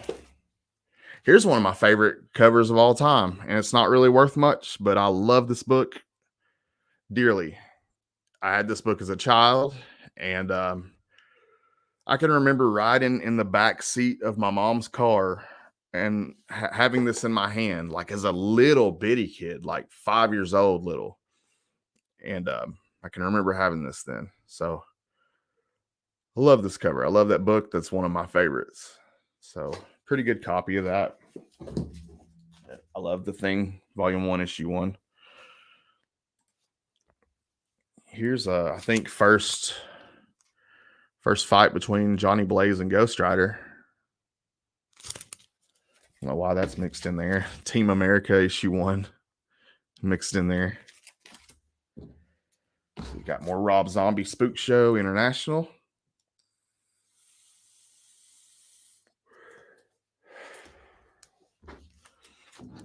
Oh, this one's got some titties, y'all. Some floating titties. Check this out.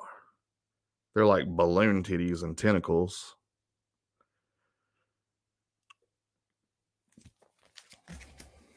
And then that's issue 8 right here. I also have a trade for Rob Zombie's El Super Beasto, which is pretty cool.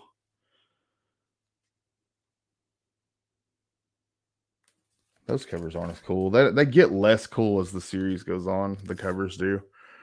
There's that horror homage for Stray Dogs. That's worth a little money. And that got mixed in. Web Warriors issue 1, the album cover homage. How that got mixed into my horror.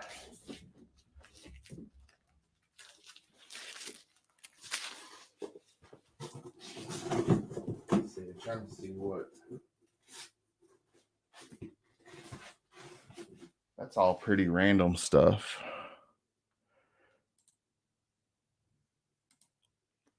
Y'all want to look at some Spider-Man or let's see, I got some blanks. I'm trying to think. I think that's all new comic book day stuff. I've got a lot of Greg Horn stuff. I could show off some Greg Horn covers if anybody wants to see. I have most of his Electro run. There's some really pretty covers on that run. But yeah, I got a pretty good Greg Horn collection if you guys want to look at that. It don't matter. I'm just chilling either way. So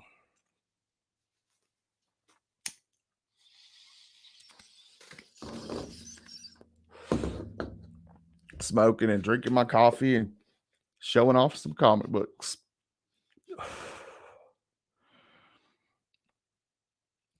So y'all let me know what you want to see, if y'all want to see anything in particular.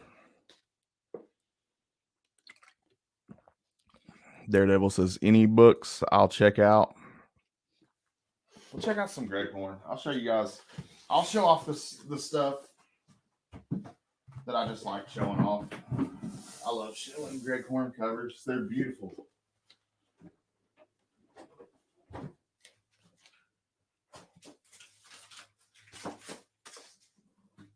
There goes my medicine. Don't need to lose that. Oh, I had a big box of She-Hulk down here too, right in front of me. I forgot about. So, you guys want to see any She-Hulk? I got a really cool She-Hulk collection.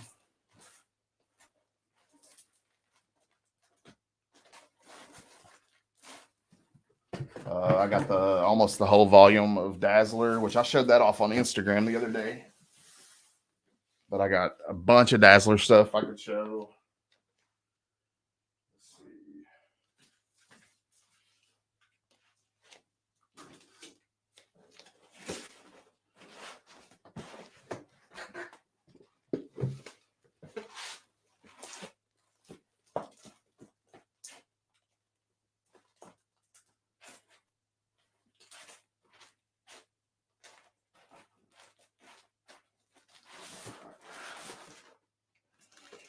I'm not sure how mixed up this stuff is in this box. Like I said, my stuff's pretty unorganized.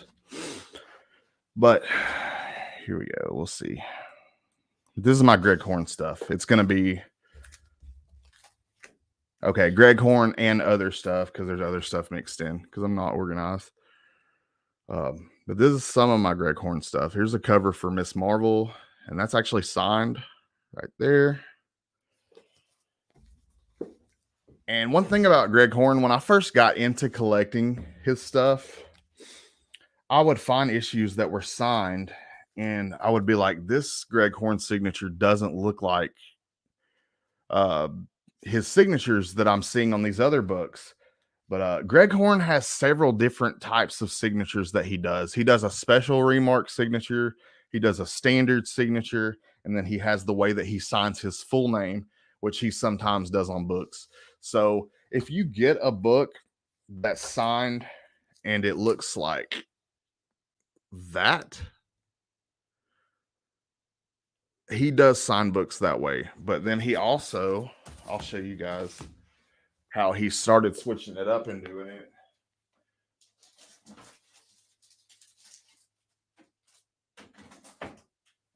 Which, like, this is a special remark that he was doing. He was like charging extra for this, but see the way he does his signature now? That's the way he tends to do it now.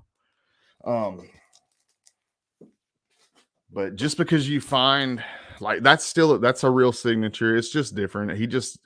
He switched it up at some point, and he does it differently sometimes. But I don't know. It had me forever. I was like questioning whether some signatures were real, but he signs different ways. I don't know. Yeah, dude, I did a lot of research though, and I notified I messaged Greg Horn himself about it, and yeah, just throughout the years he changed up his signatures a little bit, and he did special signature remark signatures. It's, I don't know, kind of made it confusing for collectors like me, but I love this dude's work. The hyper realistic style is awesome. Let's see. Here's some random books. I'll show these and get them out of the way. This is not Greg Horn, but Elektra Saga issue 1, Frank Miller. These were just mixed in, so I figure I'll show you anyways. Micronauts issue 1. Micronauts, X-Men and the Micronauts issue 1. And the Sword of Solomon Kane issue 1 was just randomly in that box. But here is his, let's see. God damn, yeah, this is all mixed up. But here's the Elektra run that Greg Horn did the covers for. So issue 1. He didn't do this cover. This is a variant for issue 2, but it's part of the run, so I grabbed it. That was the variant for issue 2, but here's his cover for issue 2. I just always have been a big fan of Greg Horn in his hyper realistic style. So I just enjoy it. This is the recalled version of Elektra issue 3. The reason it was recalled is because it showed a brief panel of nudity. I think you see like Elektra naked in a shadow or something stupid. Yeah, Bill Sinky. I'm just gonna say Sinky like you did, but yeah, that's who did that cover. The variant for that. So glad to have Lady Fantastic with the assist on that. Thank you. There's issue 4 that Greg Horn did on Elektra. This one's cool. We got to see Elektra in this pretty nice black suit there. You don't see her in black a lot, but that looked cool. Sinks. Yeah, I can't say it though. Sienkiewicz. There you go. There's issue 6. Issue 7.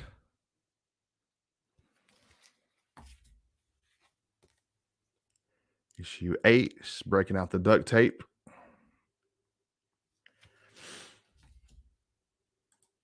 Do I have the Emma Frost set? I have a few covers from the Emma Frost run. So I think they're in the same box. Showing little cheeks there on issue 9.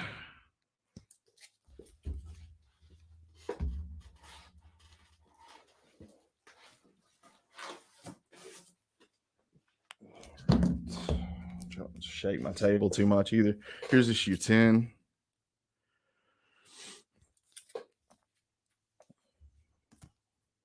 $11.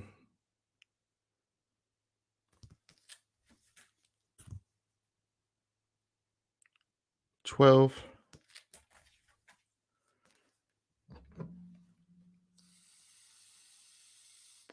13 right there. 14.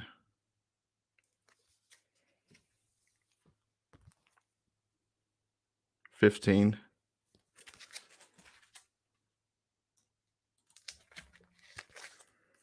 Have a good day. Have a good day, Caroline. I hope you have a good day at work today. And it goes super quick for you. There's issue 16. And thanks for coming and hanging out and checking out some comic books with me.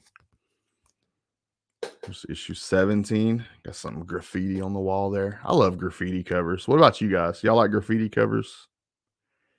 Seems like you see a lot of Miles Morales graffiti covers. Mainly, but I love them though. I like a good graffiti cover. Everybody saying bye to Lady Fantastic. We love Lady F.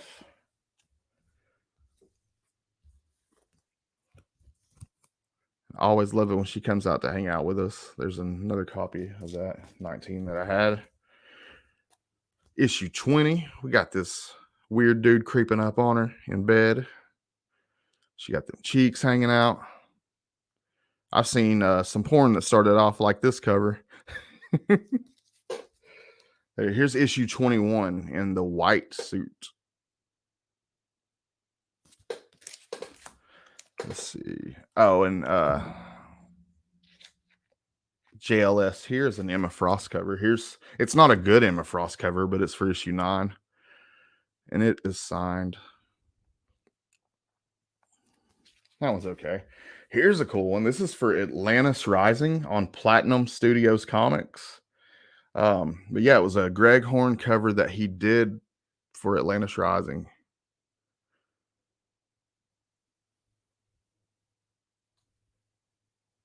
Really cool cover. That's signed as well. And this one I think's funny. This is a cover that he did for Miss Marvel issue 30. And I don't know. This one's funny to me because it's like every time I look at this cover, I just think flying pair of titties. She just looks like a flying pair of titties on this cover. Check it out. I don't know if it's just because I'm a perv but I don't know. I giggle whenever I look at that cover.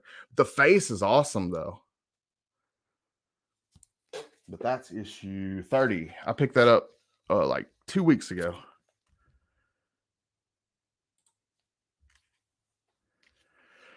Oh, Trev. Let's see, that's issue 23. Check the expression. And here's issue 13. I had a signed copy of this, but I actually gave my signed copy to Beckerman last week because I wanted him to have that. But I have this regular copy. Am I specking on Flying Titties, the movie? I'm always specking on Flying Titties.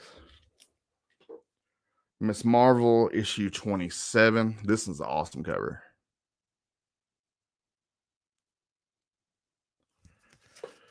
Let's see. How can you not notice them? I know, man. They're just kind of put right there in your face. This is a John Boy Myers cover for Elektra, Black, White, and Blood. Some John Boy Myers sickness. Miss Marvel issue 25. You can see she's a scroll there. This one's cool. This has Super Scroll on the cover. This is issue 29.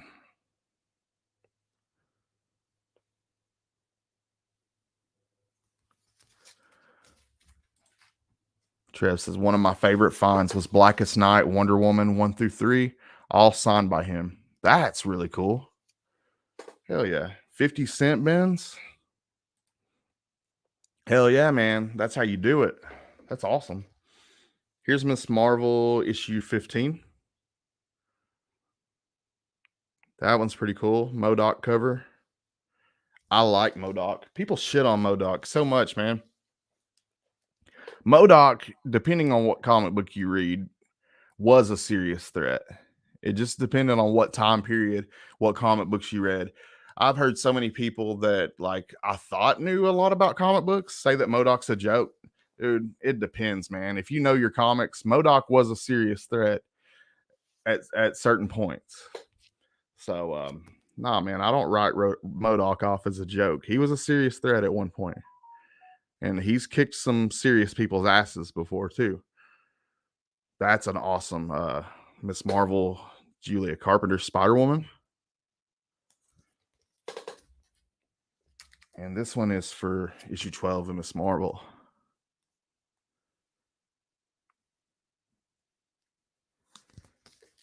And this is an annual for Miss Marvel. This is Miss Marvel annual issue 1 with Spider-Man on the cover. Really cool one.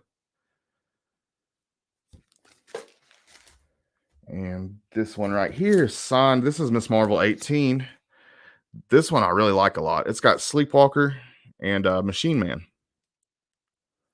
Which Machine Man, not typically a character that a lot of people like. I'm actually a big fan of Machine Man. I think he's a cool character. We got a girl fight right here. Miss Marvel issue 19. Tigra on top of Miss Marvel there.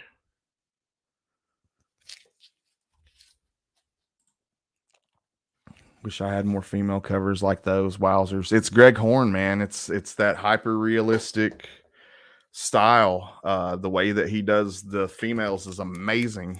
Like, check out this Marvel. That's issue 4 of 6. This Adam Hughes. This is Adam Hughes, Elektra, Black, White, and Blood. That was mixed in that Elektra stack. Here's Miss Marvel with issue 20. That's issue 20, and it's signed.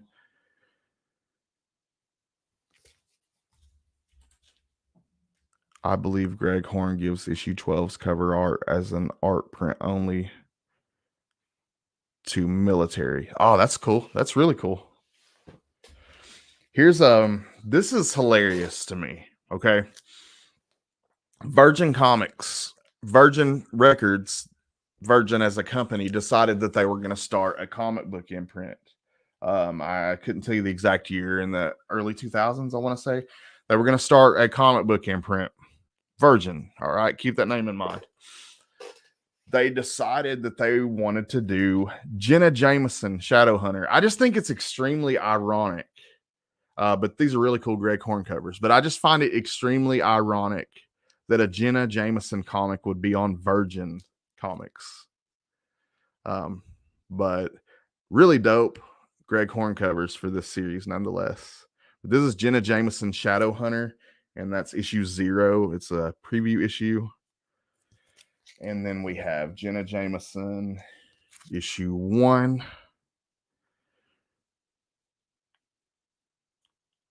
If you don't know who Jenna Jameson is, we can't be friends. I'm sorry. No, I'm just kidding. Issue 2 of Jenna Jameson Shadowhunter. But it's so realistic. It looks, I mean, like if you showed me this, that looks like just a photo of her to me. That doesn't look like something an artist drew and painted. I would have thought that a photographer snapped that shot. But really cool. Feel like the cartoon dog whose eyes pop out of their heads. Yeah, absolutely. Here's this is for issue 3. And he signed all these as well. Here's going back to Miss Marvel. Here's issue 22. This has all the different, let's see, it's got Captain Marvel, Binary. You'll have to help me out on the other one. It's a good looking cover though. And this is a good one. Marvel issue 3 of 6. And this one's signed. Check the dog. Any dog lovers in here?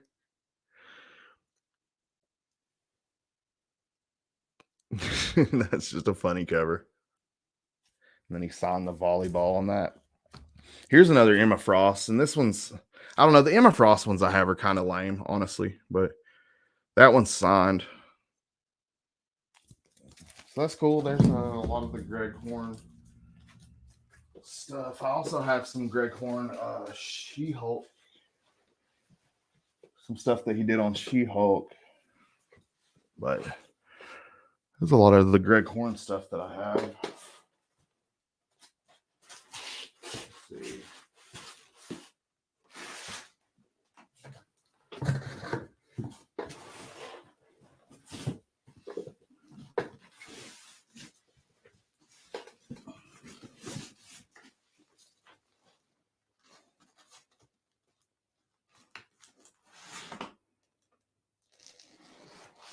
Let's see. Trying to figure.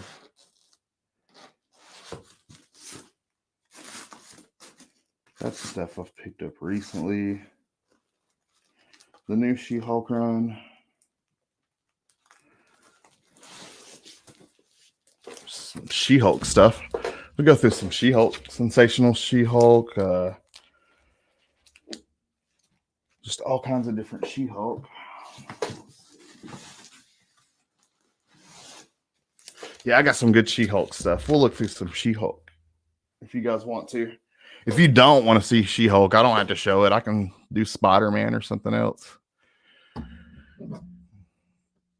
Yeah, she's on several comic covers. Here's a She-Hulk. This is a newer one. This is a variant for Women's History Month.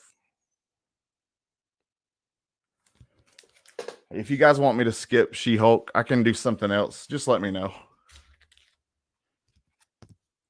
There's that Peach Momoko that she did for Avengers. I thought this one was cool. This is actually a Peach Momoko that she did for that Jim Rugg Hulk Grand Design.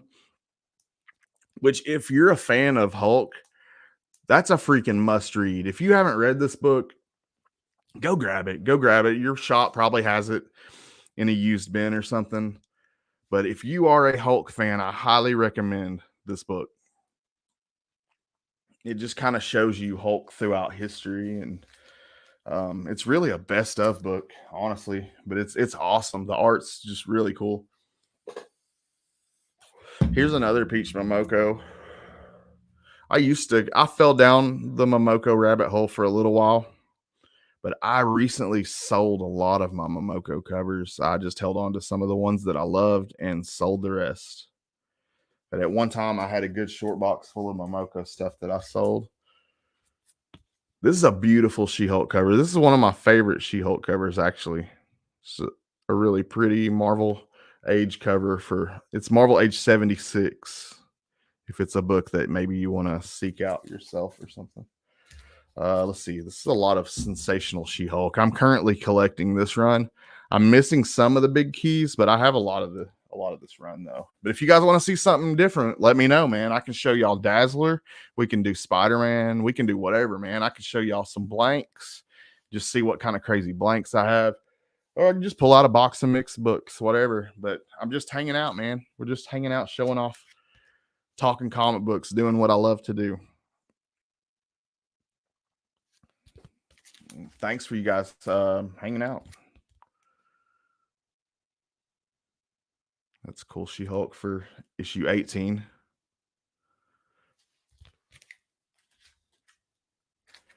Yeah, man. If you'll love that Jim Rugg Hulk Grand Design. It's really cool. There's kind of a bondage She-Hulk cover. That's issue 20. There's 22. Got a little bit of an all-star cast on there with Blonde Phantom. Death's Head on the cover with She-Hulk there. Big John Byrne fan. I love anything John Byrne. Wellbore. I'm at work, so of course I'm hanging. I'm glad to have you hanging out with us, man. Here's a cool She-Hulk cover. And anybody that's just joining us, I'm just going through random books, just hanging out. We're showing She-Hulk right now, but I've shown Greg Horn. I've shown a bunch of horror books. So if you want to catch the rewind and check those out, feel free. That was 31. Here's 36. This is a really cool Immortal She-Hulk. Issue 1, RIP Chadwick Boseman. Here's a cool old Fantastic Four 293 Blackout featuring She-Hulk. Good morning, Matt Woods. How are you, brother? I hope you're doing well. We're just hanging out, man. I'm on vacation this week, going through comic books. Just chilling with whoever from the community wants to pop in and showing off books that I love, books that I've collected. This is What the issue 11.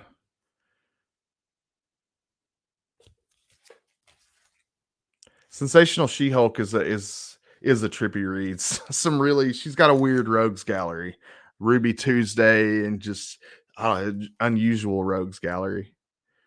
This is Natasha Bustos Stormbreakers cover from this past year. I love the way that she did She-Hulk. I've never seen her drawn quite like that before, but I thought it was really cool. I like that interpretation. Here's She-Hulk issue 11.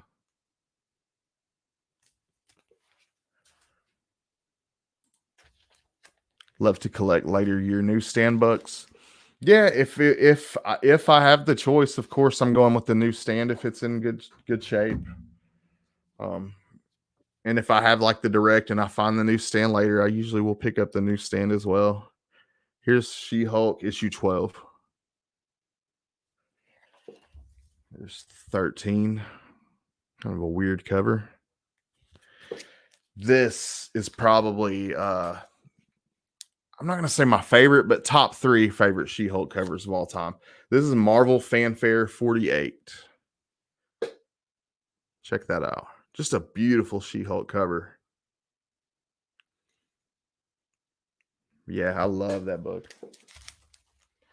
And this is She-Hulk Annual Issue 1.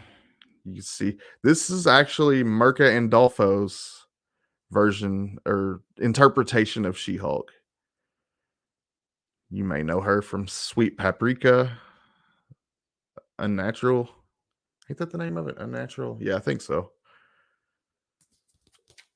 Here's a Patrick Gleason. This was recent. This was for this past She-Hulk run a couple issues ago. And that's Patrick Gleason.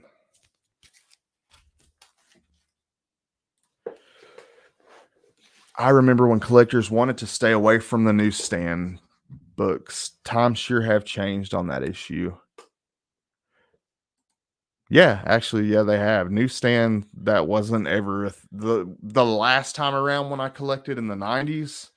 Then that newsstand thing, that wasn't a thing back then, but things were a lot different.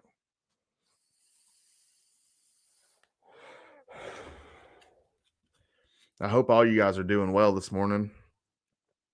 Here's issue 32 of Sensational She-Hulk. I'm slowly just adding to this run. I think I have about 2/3 of it. I'm missing some major keys, but I have a lot of this run.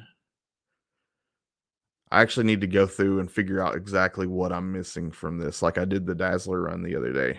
But Sensational She-Hulk issue 50, that's a foil cover. Really pretty foil cover. Here's an awesome Fantastic Four cover featuring She-Hulk. It's issue 282.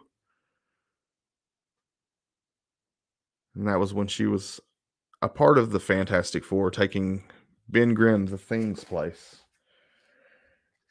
Here's some a classic cover for you. Fantastic Four 275. Love that one. It's a great cover. Here's more Greg Horn. Here's Greg Horn on She-Hulk. So really cool.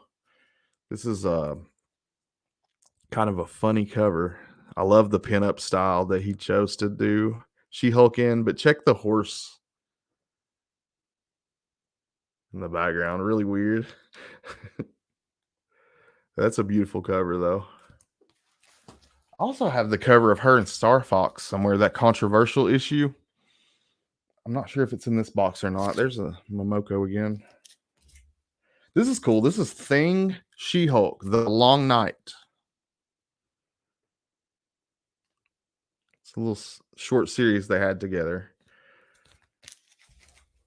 Here's Sensational She-Hulk 9 with Madcap.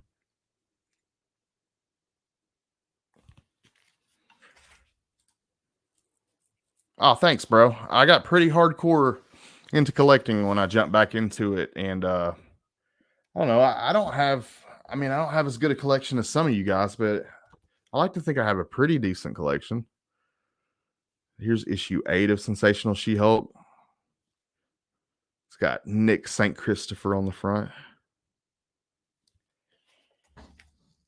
Here's issue 6.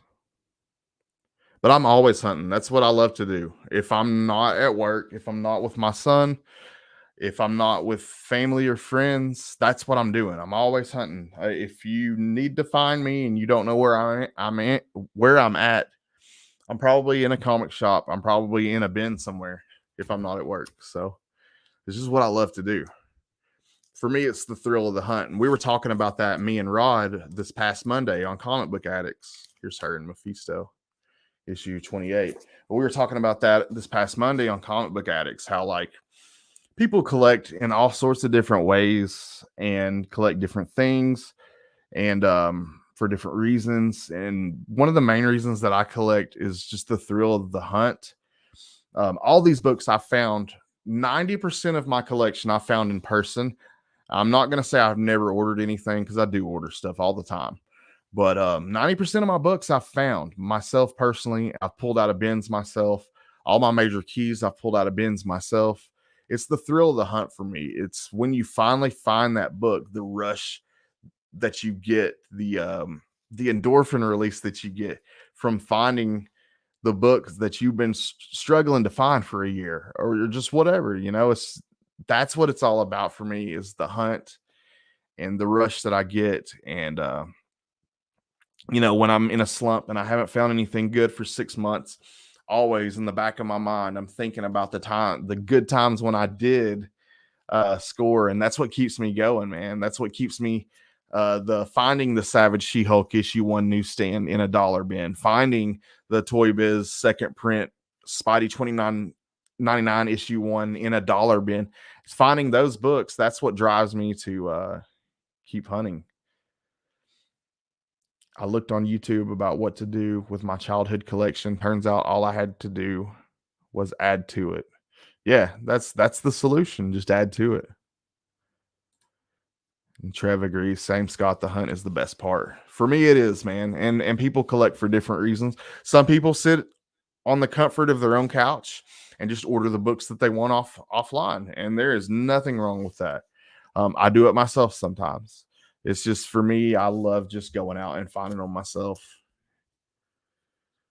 Sensational She-Hulk issue 7. We got some Hercules here, issue 25.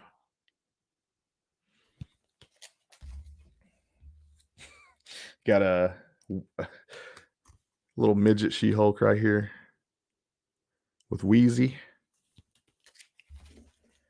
And here's the sensational Wheezy, issue 48. She's taken over.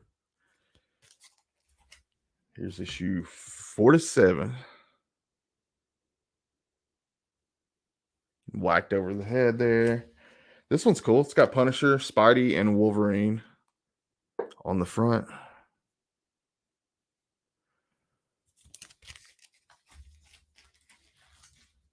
Yeah, man, it's always a great feeling. Pulling those books that you always wanted out of bins.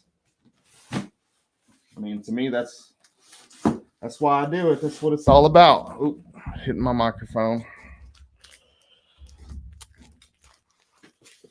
Oh man, making a mess in here. It's all good though, because I'm having fun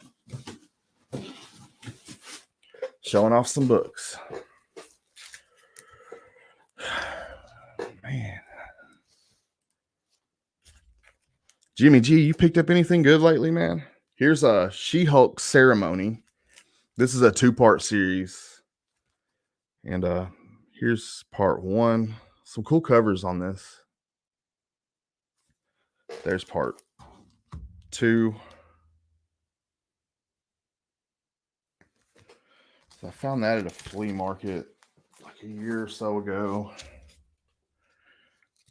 There's a She-Hulk variant for this run. I'm loving this run. Are any of you guys on the current She-Hulk run, and how do you feel about it? It's not the most action-packed run, but I love this run of She-Hulk. I think it's been a pretty fun read. I love watching the relationship between her and Jack of Hearts. I'm a fan of Jack of Hearts, and I think he's underused in comic books, and I love to see him in this run. And I like where the run's going. I've heard a rumor that after 15, they're bringing the run to an end. I hope that's just a rumor, because I'm loving the Jen Bartel cover A's, and I'm loving the story. I don't want it to end. Excuse me.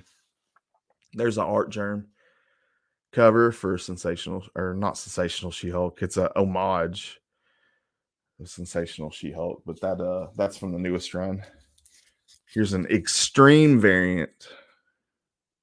She-Hulk getting extreme there with some spikes on her shoulders. I guess that's what makes her extreme. I don't know. What makes you extreme?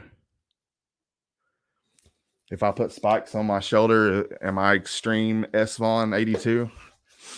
I snagged the Dark Crystal Age of Resistance 1F, 1 per store variant. Sick. Hell yeah, dude.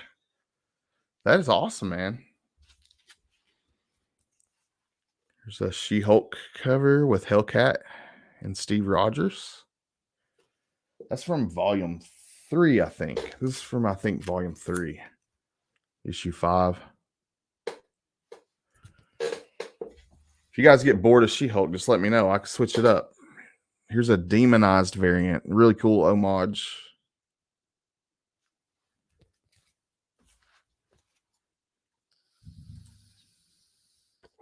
I'm happy Brian LCS recommended I check you out. Oh, thanks for recommending me, Brian, and thanks for checking me out, Daredevil.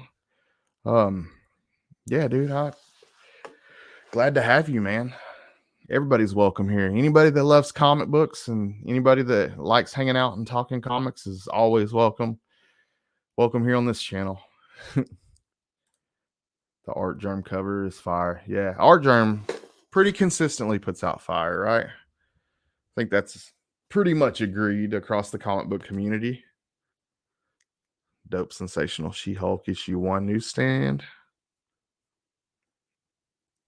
That's one of my favorite covers too. I don't have the other one, the finale issue. So I'm on the lookout for that. If anybody has that one for sale, let me know. I'll buy it. Like, I'd literally buy that right now. Here's a Greg Horn cover for She-Hulk issue 2. Her and Hawkeye. Here's the one I was telling you guys about earlier. This was the controversial issue. I did actually order this. I picked this up off of Macari.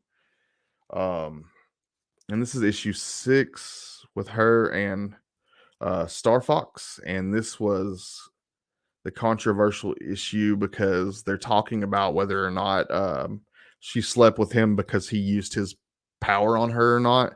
And he's having to go, I think he's going on trial for that. So not a good look if he used his powers to sleep with her, you know. But anyways, I ordered that. Good issue to have if you're a She-Hulk collector, because that's a controversial issue. Get this classic homage by Greg Horn, the farmer and his wife with the little picket thing. That's signed as well. Here's more Greg Horn goodness right here. She-Hulk issue 17. In space with Nick Fury right there. Got on the shield. Got on that shield outfit. Not very often you see She-Hulk in a shield outfit, but pretty cool though. Taking on Iron Man right there. That's another Greg Horn.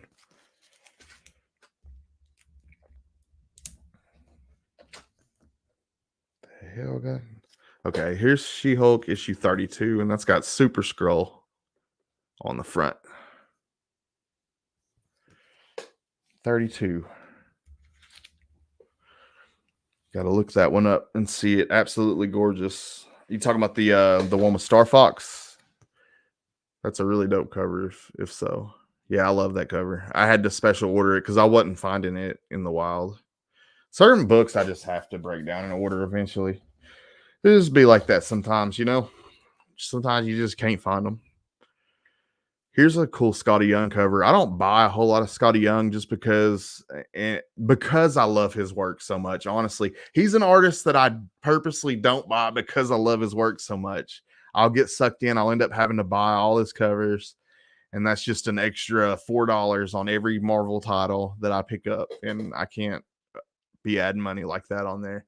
But there's his cover for She-Hulk issue 1, and here's Adam Hughes cover for She-Hulk issue 1.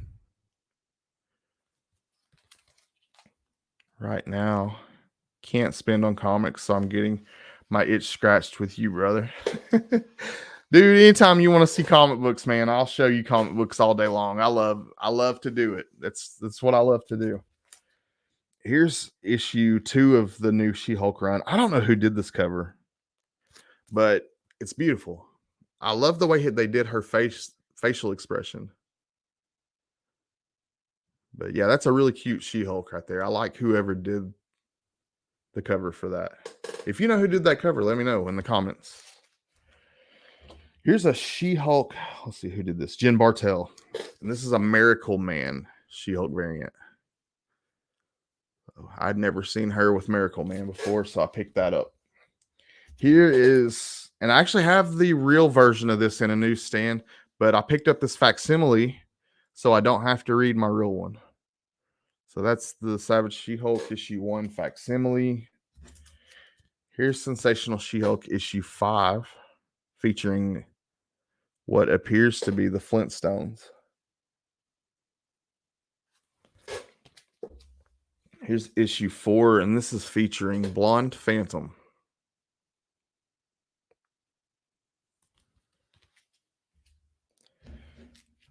Here's issue 3. I see this in issue 2 in bins a lot. This is a cool one because it's got Spotty on the cover. And then issue 2, we have, I don't know what the hell those things are, little weirdos, but that's issue 2 of Sensational She-Hulk. Let's see. Let's switch it up, man. I'll show something different. I showed enough She-Hulk. Do y'all want me to go through some Spider-Man or just a random box, just a mixed box?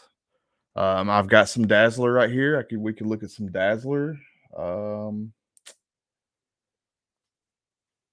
Let's see. Yeah, it's whatever. Just chilling, hanging out.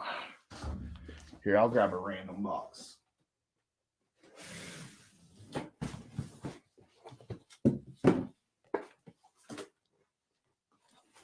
This is all completely random. I have no idea what's in this box, so we'll see. I'll just pull out a stack and we'll see what it is.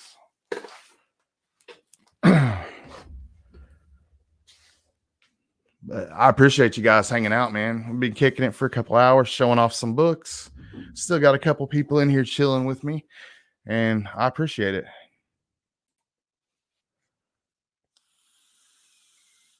Love to find the oddball newsstand book. Hell yeah, man. Okay, we got some What If books here. Yeah, you guys collect, any of you guys collect What If? We got 6 people still in here chilling. Any of you guys collect What If books? Here's issue 22.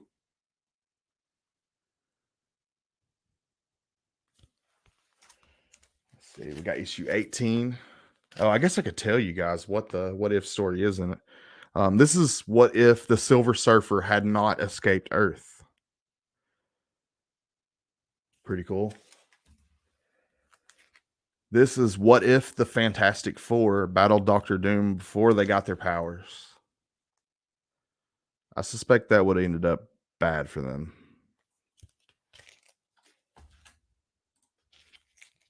Hell yeah, let's ride, man. What if the Punisher's family hadn't been killed? I don't think he would have been as ruthless. I don't think he would have been the true Punisher if his family had not gotten killed. I think that was that's what made him who he was. What if the Kingpin owned Daredevil? Wouldn't that be crazy? And we've actually kind of seen something similar in the current Joe Fixit series, where Kingpin is basically owns Joe Fixit, which I don't know. I think that's over with now, but for an issue or so, he had Joe Fixit. Love the What If Elektra Married Daredevil book. That's weird you say that, man. I'm literally holding What If Elektra Had Lived in my hand. But yeah, that's What If Elektra Had Lived, and also plus What If Yellow Jacket Had Died. So you got that, and you got the little backup story. Here's issue 14. What if Captain Marvel had not died?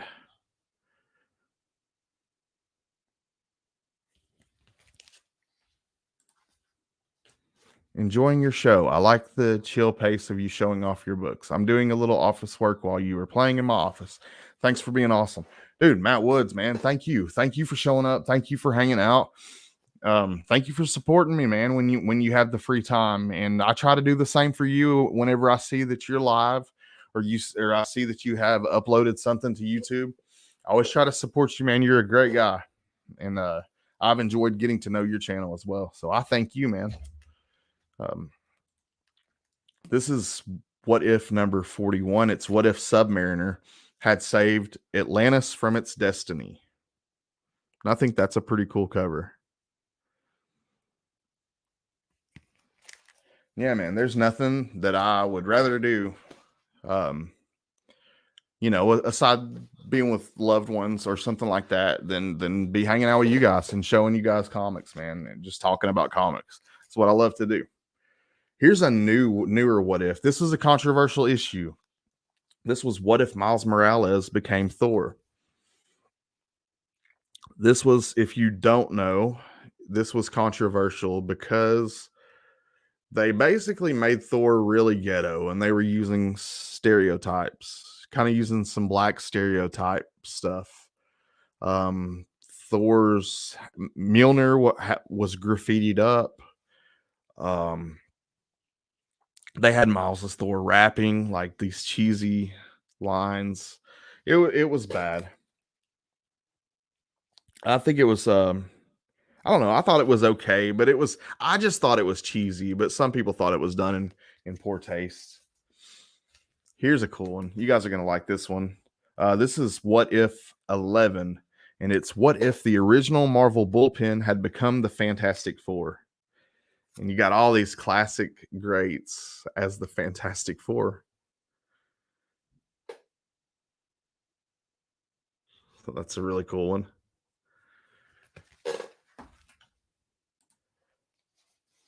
Mind is blown. Wow. Over what, the Miles or the Fantastic Four bullpen? Here's a cool one. This is what if the Vision had destroyed the Avengers? Yeah, Wonder Man taking on Vision with Scarlet Witch watching.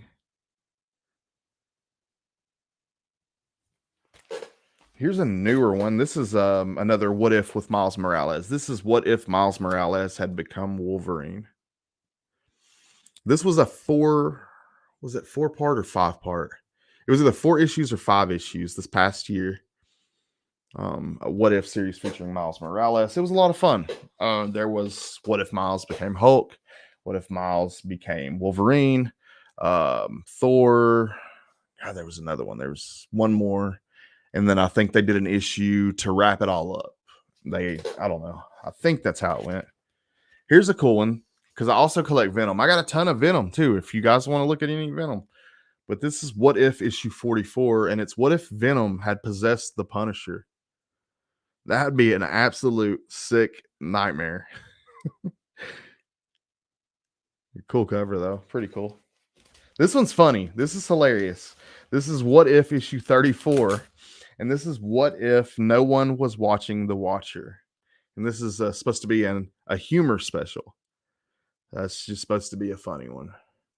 But you got The Watcher as Marilyn Monroe with the little Vince blowing the skirt up. That's a funny one.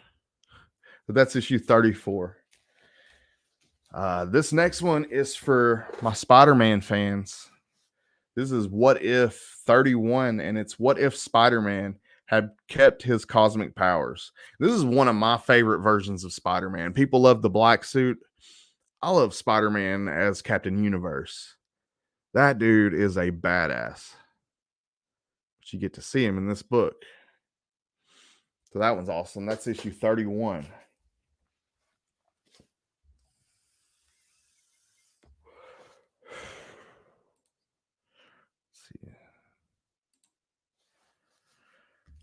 All right, here's an older one. This is what if issue 17, and this is what if Ghost Rider, Spider-Woman, and Captain Marvel were villains.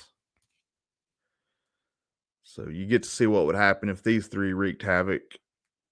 I have a pretty good feeling it's not going to be a good thing if you got Ghost Rider running around raising hell as a villain. That's never a good thing. So here's an interesting one. What if issue 13, and this is what if Professor X of the X-Men had become the Juggernaut. So that's a cool one. And let's see, this is what if issue 32, and this is what if Phoenix had not died.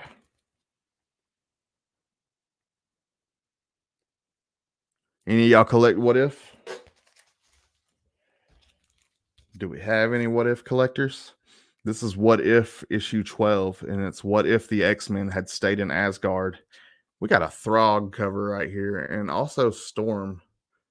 Or no, wait. No, that ain't. Is it? I don't know. I ain't read that one in forever. I'm assuming that's Storm.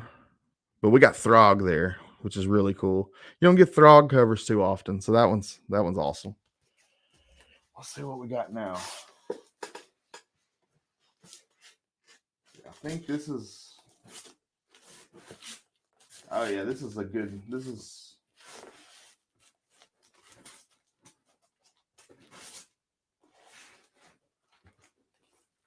All right, let's see.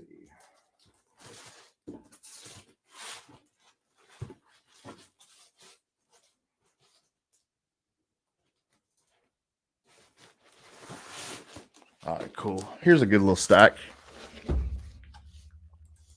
What's Jimmy G? I have a What If issue 105 newsie. First Spider Girl slabbed in a 7.5, won it from Comic Gains. That is badass, dude. I have the reprint of that, which when I found it, I thought was the real thing. Got super excited. And then I got home and figured out that it was a freaking reprint, and I was so bummed out. But that is a dope book, dude. I know exactly the book you're talking about. Beautiful Spider Girl cover. Yeah, man, that's an awesome one. That's a killer win, dude. So many what if stories I want to read now. Might start a collection when I can. Yeah, dude, I see them, and I'm sure it's different in different cities, but here in Chattanooga, I see them in bins all the time. You can find most of those for a couple bucks. So none of those that I just showed are really major keys or anything. So most of those can be found fairly cheap. This is a cool one. This is an interesting one. This is called Heroes for Hope, starring the X-Men. This was done with all proceeds from the comic book being donated to famine relief and recovery in Africa. And here's, if you've never seen this, you can find it for a couple bucks. It's not anything major, but there's the newsstand for it. Just a really cool X-Men cover. I got the newsstand, and then I got the direct of that. So yeah, like I said, you can find that in dollar bins. Thrift store by me has 50-cent books I got to go see. Yeah, man, go hit them up. If you're asking me if you should go look for comics, I'm always going to say yes. Unless you have bills to pay, then always, prioritize, put your bills first. But any other time, I'm going to say, yeah, go for it. But it looks like we're getting into some Marvel 25th. I always get stumped on this. It's such a long thing to say. Marvel 25th anniversary border covers from 1986. So here's Conan the King, issue 37. Any of you guys collect the 86 border covers? If you don't know what I'm talking about, it's referring to, it'll have that Marvel 25th anniversary, and it has the border featuring all the Marvel characters. They did these for all the titles that came out for this particular month in 1986. They all got this border. So pretty much the explanation for that. But that's Conan the King. Most of these can be found for a fairly decent price. There are some big keys and there are some really rare ones. The rarest ones are going to be the Star Comics, the Ewoks, the Care Bears, the Muppet Babies, and that's because they weren't printed as much. People were going after the Spider-Mans being more popular. Most of those ended up in the hands of kids, which destroyed them thoroughly. So not a whole lot of good copies of those, even on eBay or anything. So pretty hard to find. Here's the one that they did for West Coast Avengers issue 14, featuring Hawkeye. I always thought this was cheesy. He's got the cheesiest face in this one. In your opinion, would it be bad to make videos promoting my eBay page? Hell no, dude. Always promote yourself 100%. Don't ever feel bad about promoting yourself. Nobody's going to promote you harder than you do, man. Like, I'm going to try to support all you guys, and you're going to have friends that support you. Nobody's going to have your back, and nobody's going to support you and push you like you. So yeah, dude, always make multiple videos promoting your your eBay page. Do it every week, dude. Do shorts on YouTube. Um, put it out there every way you can. Start an IG and promote your eBay through IG. Promote your YouTube through IG. Yeah, absolutely, Jimmy G. You definitely should. And I'll help you, man. I'll shout you out. I don't know how much help it would be, but I'll shout you out. Um, yeah, dude. Make Wolf Wolf happy. Yeah, back to these anniversary border covers. Here's Peter Parker, the Spectacular Spider-Man, issue 120. And that's a newsstand. And okay, let me explain to you with the directs on these. Um, you got your newsstands and you got your directs with these 86 covers. The directs are going to have one of a couple of different things. The directs are either going to have Black Suit Spider-Man head, Thor's hammer, or Captain America's head, like that one. So if you don't get the newsstand, you're going to get one of the three of those symbols in the corner. Just throwing out some random facts that I know about this stuff as I'm showing it.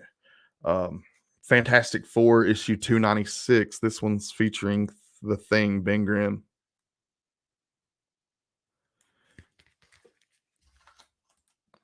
Marcus, we got my comic book brother in the house. Good morning, bro. He says, Jimmy G, try to do it in an interesting way, though.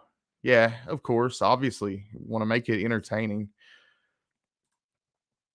if possible. He's missing his camera time. Yeah, man, we need to see Wolf Wolf. Bring him back. He needs to make the comeback. Good morning, Gene Malo. Good morning. I don't know why your name stumped me up, but good morning, brother. I hope you're doing well. Jimmy G, it would just be showing off my auctions for the week. Yeah, man. However you need to do it, just make it entertaining. You know, you're a pretty entertaining dude. I don't think it'd be hard. This is the 86th anniversary border cover for the New Mutants 45. This is an ugly ass cover, y'all. That looks like shit. And I don't talk shit about artist work. I don't like doing that. But man, look at that, y'all. I wouldn't have put that out. That's, I don't know. You're not going to hear me say very much negative stuff about comic books, but I always just thought this was an ugly cover. But it's part of the 86 border cover. So if you're collecting them, you got to have it. That was supposed to be Magic, by the way. Matt Woods saying good morning. Everybody's saying good morning. It does look, yeah, dude. Look at that, dude. That's supposed to be Magic. She looks like a damn crackhead. She looks like a trailer park meth head from the country here in Chattanooga. Like that's geeker magic. That's magic after 2-month meth binge. She done sold everything. She done stole your shit and helped you look for it. I mean, that's magic, geeker magic. Here's the this one's cool. This one's really cool. He says, wow, ooh. This is for Web of Spider-Man issue 20. And this is a new stand. Just kept it pretty simple. Got the little circle logo. But it works. It looks cool. I like it.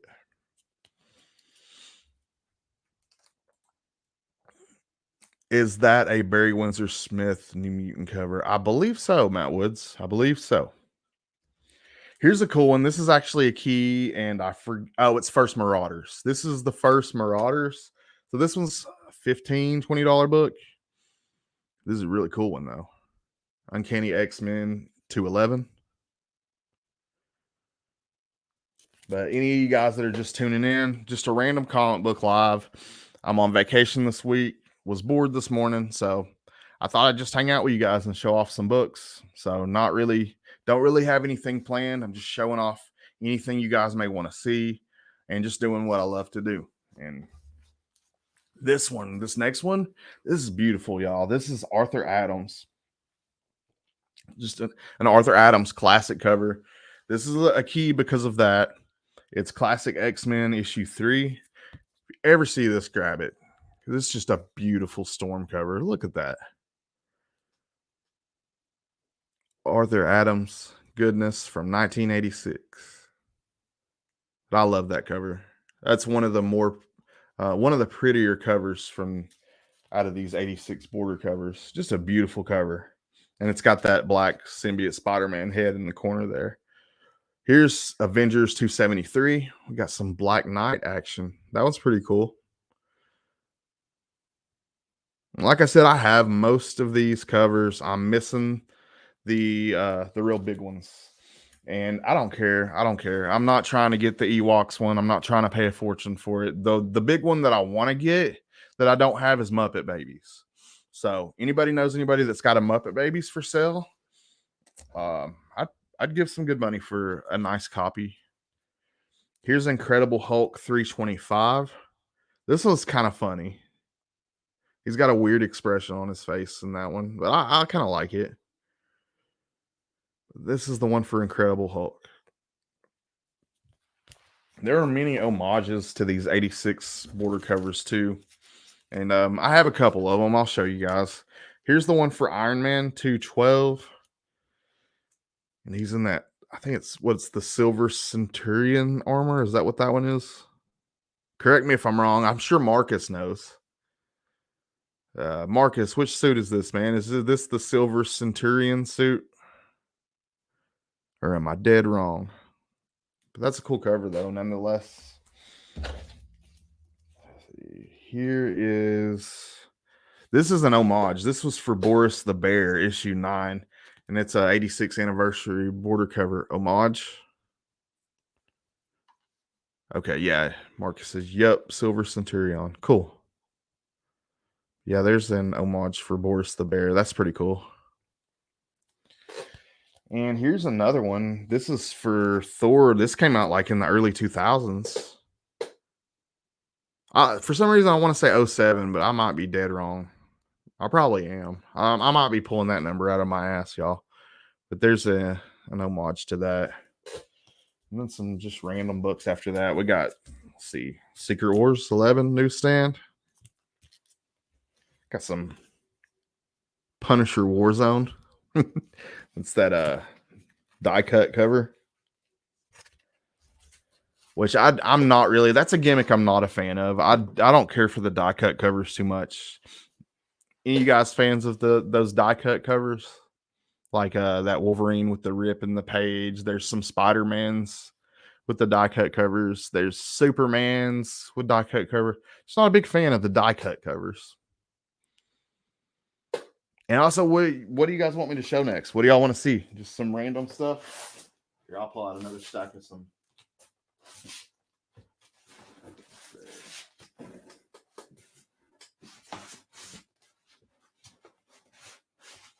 Oh, wait. Hold up. Let's see.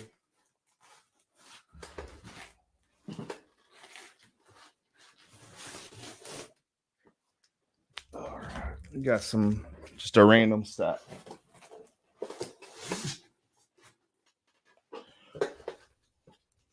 This is cool. This is a Ken Hauser cover for Darkwing Duck. I had to grab the Virgin for it because I liked it so much. There was another one that had the trade dress, but I just thought this cover was so cool that I had to pick up the Virgin for that. Anybody reading Darkwing Duck? That's been a good series. The Trish Forstner cover for issue 4 of that, just randomly in a box. I've been reading Darkwing Duck, and I've been enjoying it. It's been a fun blast to the past. And but I'm collecting the Trish Forstner covers for it. So I have her covers for every issue, except I think I'm missing her cover for issue 3. I have somebody else's cover, but I'm going to go back and order the Forstner cover for 3 because I want every Forstner cover for the Darkwing Duck run.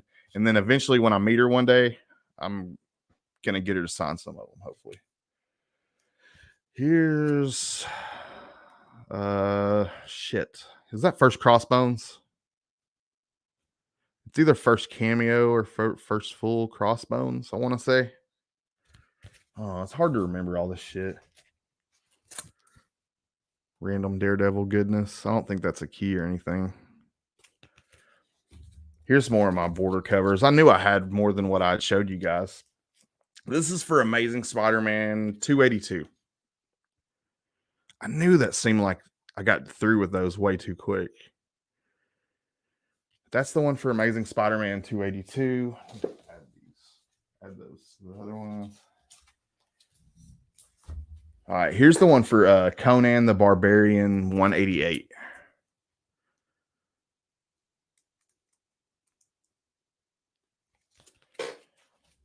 What you got going today, Marcus? Are you at work right now? Let's see. This one's cool. This is for Daredevil 236. Like I was saying earlier, I have most of the ones that aren't crazy. Like most of the ones that aren't Star Comics I have. Here's the one for G.I. Joe. This is a cool one. Issue 53.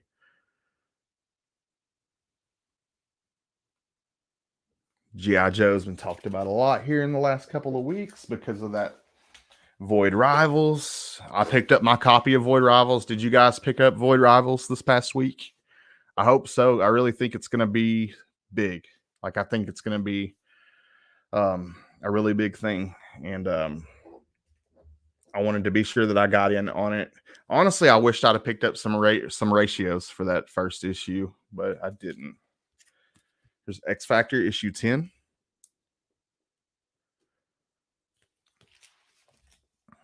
This one's probably one of my least favorites besides that one with Magic, the New Mutants. This one kind of sucks, honestly. Alpha Flight issue 40. I don't know. I always thought that one kind of sucked. Does it suck or is it good? Let me know in the comments. Smash or pass in the comments. Damn, did I about bent that one. Here's another name that you've heard a lot in the last couple of weeks. The Transformers. Here's the one for issue 22 of the Transformers. Gene Malo sucks. Yeah, dude, it sucks. I'm in agreement with you. That Alpha Flight one sucks. And I like Alpha Flight. I'm an Alpha Flight fan. Okay, here is those primer books for that Artist Elite thing. They had the connecting covers when Artist Elite was introducing that universe or whatever. But I picked up both of those just in case it became something cool. There's some really good artists working on those titles. Admittedly, I have not gotten too deep into that universe, but they got some I think Brett Booth, I think there were some good artists working on some of those titles. So yeah, I think some of them should be good. Are any of y'all reading the Artist Elite titles? Anybody at all? And if so, which ones are the good ones? It looks like we got some Gleason web heads here. Yeah, we do. Here's first print. And when I first got into slabs, this was my first slab that I bought. I bought this in a 9.8. So got into slabs a little bit late, and I still have this slab, but I have this in a 9.8. It's my very first slab that I ever bought. And then I have they did the second print for that in red, and then the third print in blue. Pretty cool. Love most of Gleason's stuff. There's that first Chasm, the Gleason web head for that, and you can see it actually says Chasm across there if you look closely.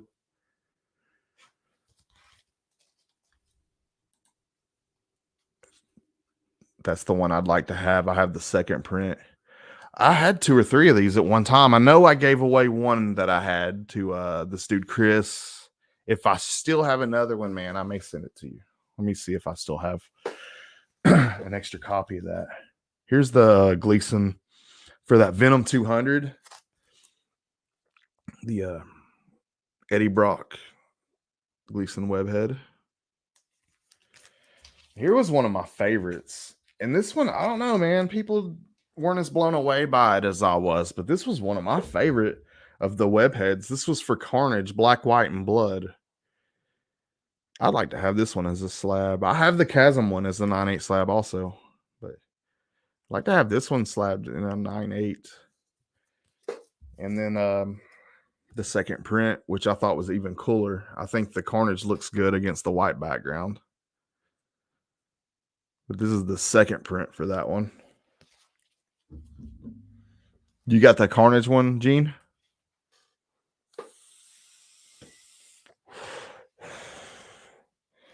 Here is one for, I don't know, this one's okay, but this one didn't really blow me away. This was for the Amazing Spider-Man. And it was cool. It was for 75, issue 75. And it is cool. I just didn't like it as much as some of the other ones. Tell you one that's really cool though. And people didn't like this one as much either. And I thought this was really dope. I think it honestly just kind of got missed and overlooked. It came out on a big week last year, but this was the one for Avengers Curse of the Man-Thing issue 1. And he did one for Man-Thing. And I was so hyped about this, but I don't know. I didn't really hear a lot of talk about it. But this was one that he did for Man-Thing. And then there's a second print that he did for that Man-Thing one as well. And I know you're saying it doesn't really look much different, but there is a difference. There's a little bit of red in the second print, where the first print was just all green. The second print had a little bit of red in it. Shit, I'm not showing it the best, but you can tell side by side. The second print's got a little bit of red in there too. But yeah, that's the first and second print of that one. And then he did a cover for the Aliens, the Alien book, which was pretty sick. So grab that. Yeah, this is a Gleason pile here.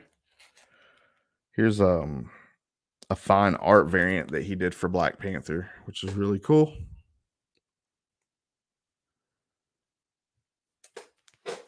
Yeah, that's good stuff. This, I was talking about this on Marcus's live the other night. Mike from Evil's Comics brought this up. Gene said, I have the Venom and the Carnage is sick. Yeah, dude. Yeah, it's sick. The Alien is my fave. Yeah, the Alien one was cool. I liked it. I was surprised by it. Evil Mike was talking about this the other night. I see big things in the future. If you guys see these books, there are a lot of first appearances in these super massive books. I have I don't know if this is the A cover or the B cover. I have both. But like first Inferno Girl Red, first Rogue Sun, a lot of first appearances in these super massive books when it comes to the Radiant universe. So if you see these, grab those super massive books. I think they're gonna be like, I think that's gonna be like a future key when that Radiant verse blows up, because I know it's going to. Like, I have a lot of faith in that Radiant Black universe. And I actually saw a clip this one time where they had an orchestra recording like a symphony style deal for Radiant Black. And like, why would they do that if it wasn't for a show or something? I don't know. But anyways, I think Radiant Black will be something big in the future. Here's a cool cover for, see, that's Jenny Frison for Savage Avengers, Cloak and Dagger. It's a really pretty cover. Let's see. I gotta take my medicine, y'all. Get to hang out with me while I'm taking my medicine.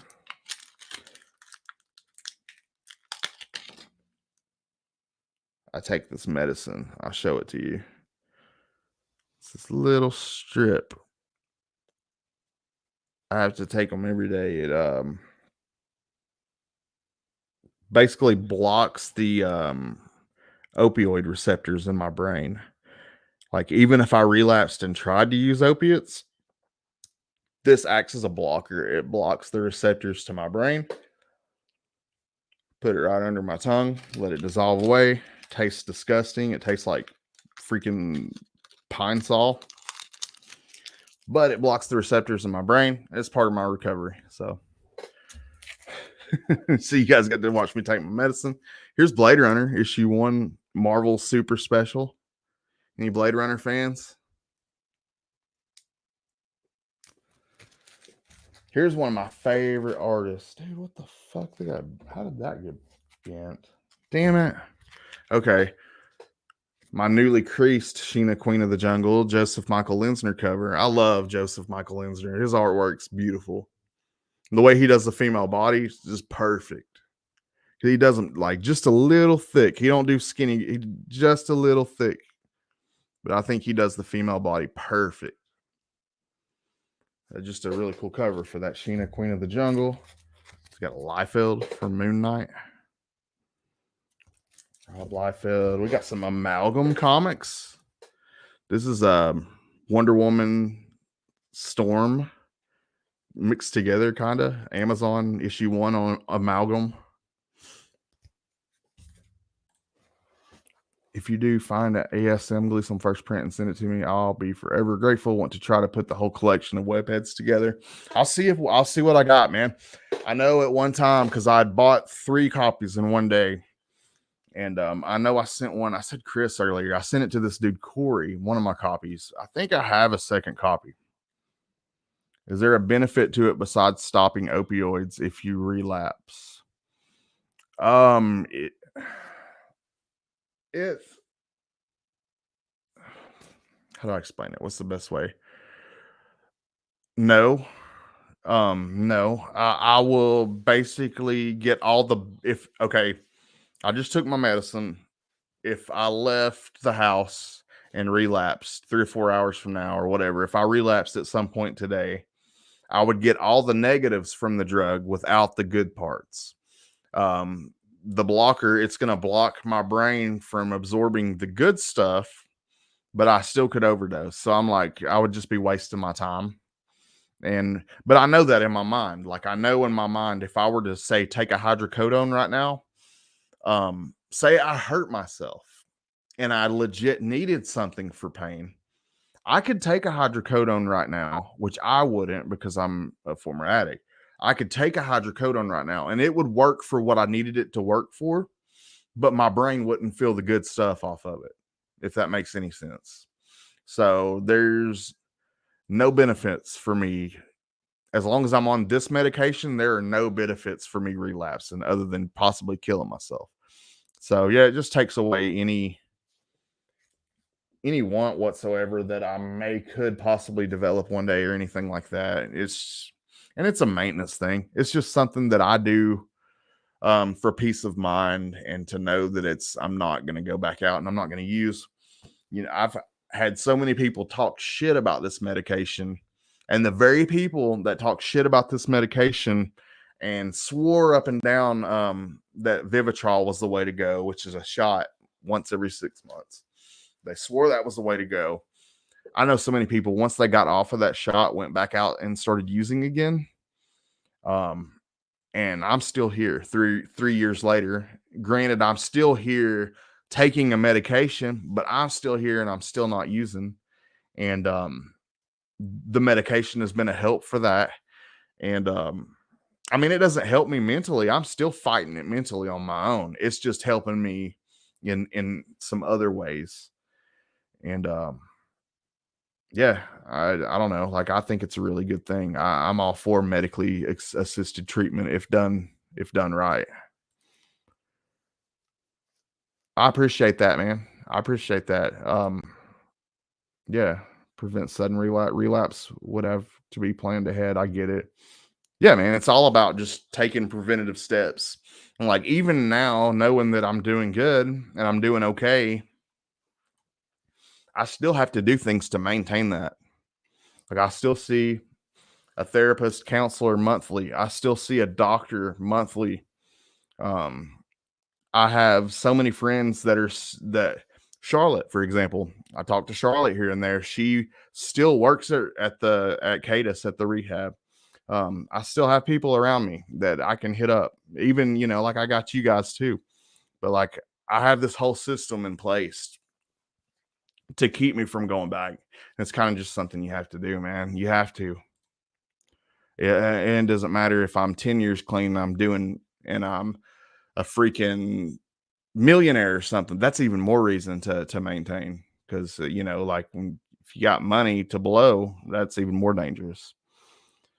So the more successful you are, the more dangerous it gets. Because you go back out on the street, you're not just going back out regular, you're going back out good, like and that's, I don't know. Congratulations on the change. I'm on 4 years clean of oxys myself, dude. That's amazing. I'm proud of you. I'm super proud of you, and I know firsthand how hard it is. And if you ever need me, man, if you ever need to talk to somebody that understands, I'm always here. Man, I do understand. Opioids were my DOC, which if you ever, you'll hear that term in the recovery community, DOC.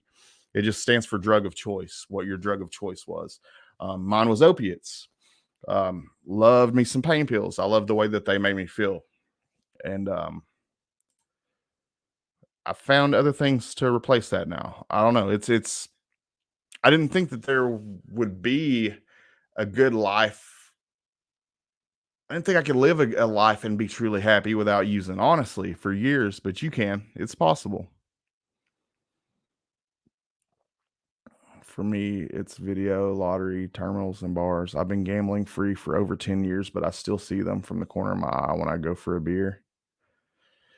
Yeah, man. I mean, it's addiction comes in so many forms, and it's not any less bad being a gambling addiction, a sex addiction, porn addiction, anything doesn't make it any less bad. It's just as difficult to get through, and can ruin your life just like anything else. Um, but if any of you guys ever need me, man, need to talk, vent, anything, I'm always here. But let's show some more comics, man. Power Man and Iron Fist special double size issue. This is issue 100. Yeah, man, I do stuff all the time to doing the Monday live is part of my recovery. Whether you guys realize it or not, it helps me more than it helps anybody. It's holding me accountable for something. It takes work. You have to put in work to do, believe it or not. I mean, it's a lot of writing and a lot of planning to do those Monday lives. And it holds me accountable. I've got someone depending on me. I've got a guest that gave up time to come hang out with me, and they're depending on me to get this right. And it keeps me accountable in several different ways. So doing the Comic Book Addict show um, has been a big help. It's a very dark time for me. Also, love it. Oh my god! But know the horrible life it causes. Yeah, it gets bad. It gets really bad, and it can get that way quick. And just like you can go from being in really good shape to being homeless in 1 month's time. And if you don't think that it's possible, bullshit, man, it can happen. And I'm not even talking about to people that live check to check. It can happen to people that are well off. 1 month's time, you can be homeless. So I mean, just be good to people, man. Be good to people, and stay on top of shit. Even if you don't struggle, just stay on top of shit, y'all.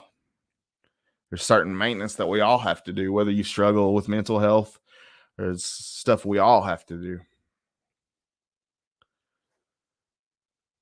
It cost me over 50K over a period of 6 to 7 years. Oh man, I know. Trust me, I know. And I was even at a point where like I thought I was being smart, and like I would deal to, but there was a period of time when I lived in North Georgia where I would deal to cover my hobby. And I don't know, man. It wasn't any better. Oh, dude, I don't know. I don't even like thinking about that stuff anymore. It's a rough life's so much better now. It don't have to be that way. That's the crazy thing. It didn't have to be that way. I just didn't see any other way at the time.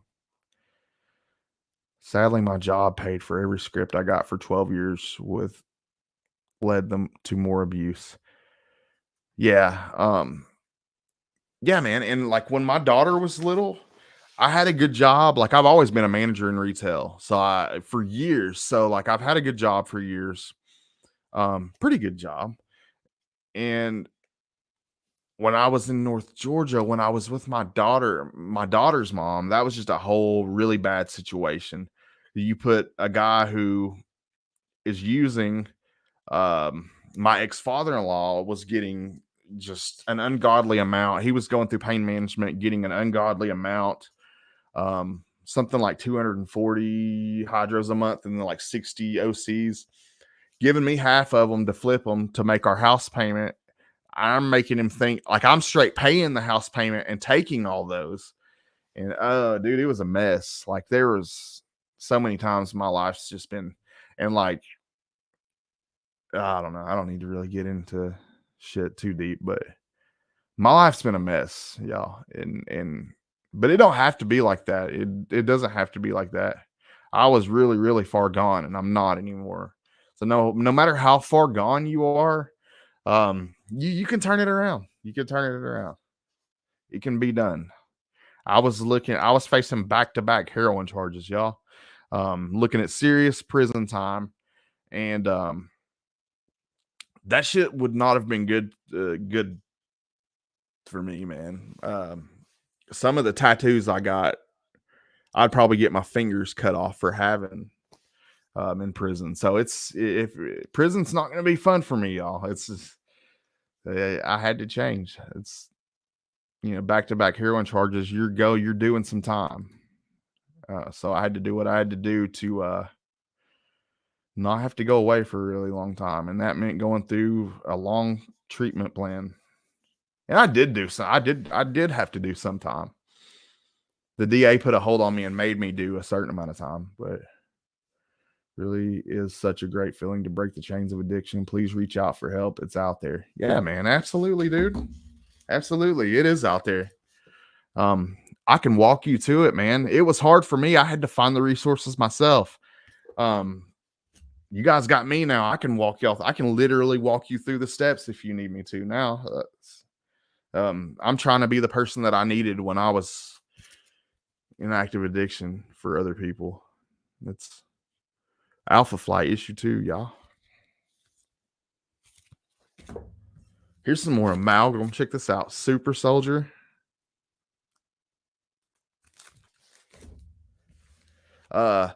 This was a gift to me from Cali Comics. This is an AOK. It's that first Madcap. I love this book. Shout out Cali Comics. Captain America 307.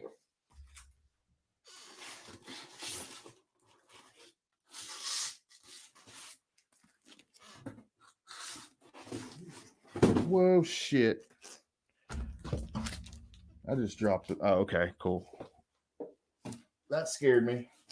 I had a box flip over and I thought it fell in a bad way, but it's okay. See, more comics. Got this one. This is I think a 1 in 10 or a 1 in 15 Frank Cho for Batman 134. This was out like a month ago. Pretty new. Jimmy G, man, have a good day, bro. Thanks for coming and hanging out, dude. 3 hours I've been going, boring you guys with these comic books. Thanks for hanging out, y'all. For real, man. It's been a good morning. I was sitting around bored and just wanted to hang out with some folks, and it's been fun. And I tested out the alternative angle for any guys that just joined. I put this camera up in the corner up here so I could test that out. So that was another reason I went live. I just wanted to play with that as well. That's kind of cool, I thought. Have any of you guys ever read this Mephisto Versus series? It's a 4-part miniseries. But you got Mephisto versus the Fantastic Four. You got Mephisto versus the X Factor. You got Mephisto versus the X-Men. Check him out, kissing Rogue on the cover there. And then we got Mephisto versus the Avengers. Thanks, Gene. Yeah, man. Here, I'll pop it on again where you can check it out. I was just testing out a behind the scenes type deal for the lives. I'll show you. I can point out everything to you guys, I guess. There's my slabs up there. That's the slab wall. And then got over here, that's all my Marvel Legends and stuff, which you can only see really this first case, this bookcase. The next case down's got a ton of Marvel Legends. My short boxes. This is where I keep my short boxes. There's some other boxes in here in the corner. And then behind me, this is the wall y'all normally see. This is like my raw books and stuff like that, like you'd see when you go in a comic shop. It's like all my raw books. I change that out weekly as I get new keys and stuff like that for the fun of it and for lives.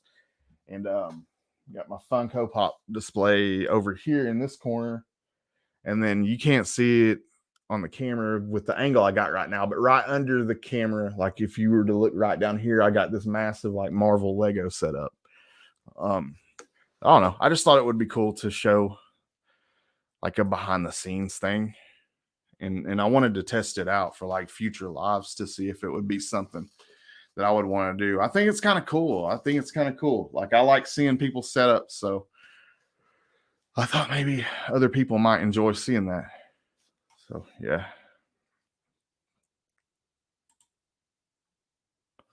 Oh shit, no man, I hit the wrong thing. Remove that from stream. Okay, cool. Show some more books. I picked this up at the very first time I went to Nirvana Comics, which I got to go back there and meet Beckerman this past week, and he gave me some amazing books. But the first time I went up there, I was up there for a wedding, and I picked up this Wonder Man small key right here. It's Wonder Man 1. I want to say that's volume 1, issue 1. I could be wrong. I think here's another What If. That should be in that one stack. This What If 40, and that's What If Storm of the X-Men had remained a thief. The cool Mohawk Storm there. Junkyard Joe. I think this is going to be probably newer. No, it's not. Just some. Is this Jenny Frizen? Jenny Frizen, I Hate Fairyland issue 1. I don't really like that book, honestly. I'll be honest. I Hate Fairyland. It's just not my thing. But I like Jenny Frizen, though, so I picked that up. Check this out, guys. I'm rich. Just kidding. It's a reprint, but it's a nice reprint. And it's an older reprint, too. I think this is, I want to say it's like well, no, it can't be that old. It's got a $3.99 price on it. I don't know. It's some years old, at least. It's cool to have a reprint of that, though. Anyways, there's that Spider-Man: The Lost Hunt. That cool cover with Craven. Gold Goblin. I was on that for a little while. I actually enjoyed Gold Goblin, and I'll tell you why. It has some parallels. You guys out there that have struggled with addiction, there are some parallels. The way that Norman Osborn struggles with his past as Green Goblin, very, very similar to the struggles that a drug addict has with his past as an addict. If I would seriously suggest a former addict to read Gold Goblin. I identified with Norman Osborn, so and the fact that I identify with villains is probably not a good thing. But I used to not be a good person, y'all. I'm serious. I know I'm glad it's hard to see now. Like, I'm glad you guys don't see it when you look at me now. But I was a bad person, man. I never purposely tried to hurt anybody, but I hurt people. I hurt a lot of people. And thank God I ain't no chomo or nothing like that, though. Never nothing like that. My paperwork's clean, but not a good pass. It's all I mean, it's all it can all be looked up. It's all public information. That's the thing about me, man. I'm an open book. It's all out there. It's all public records, public info. Look me up. You can look up my papers.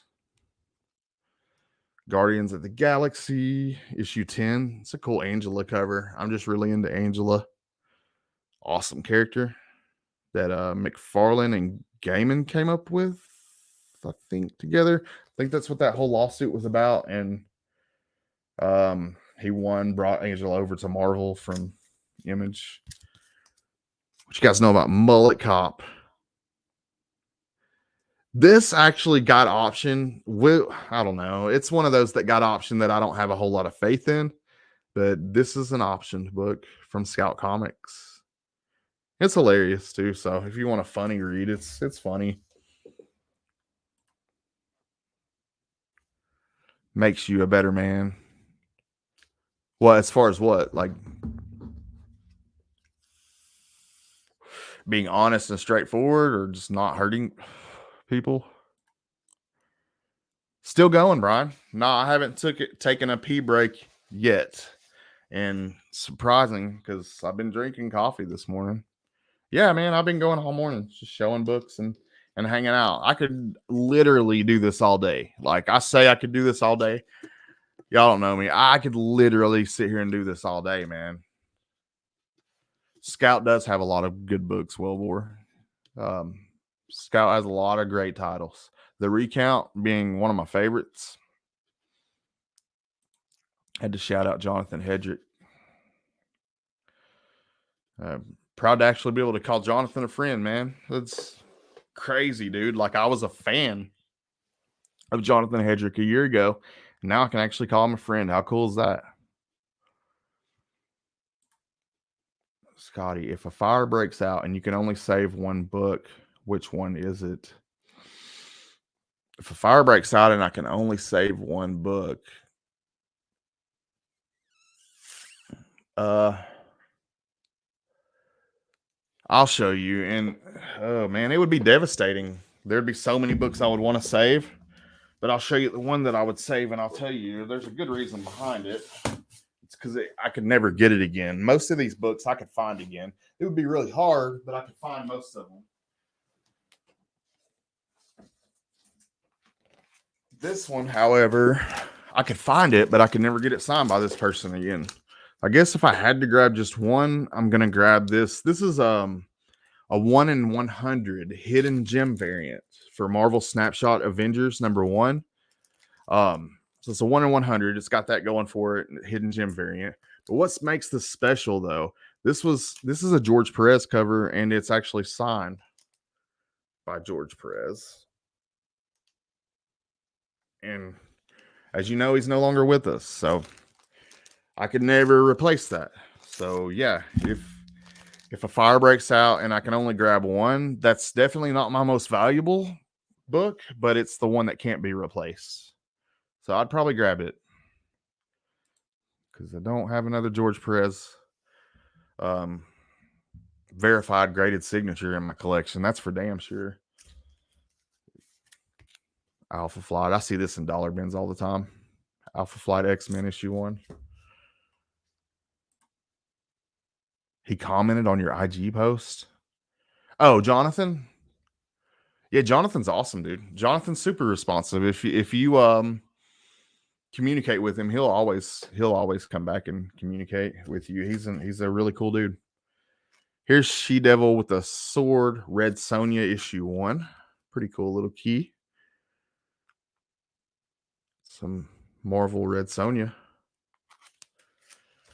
Here's a little key right here. ROM Space Knight #1. Newsstand. Wait. Yeah, that is a newsstand. Got some ROM Space Knight. Just completely random stuff right now. Here's a cool one. Doctor Doom and the Savage Submariner. Super Villain Team Up #3.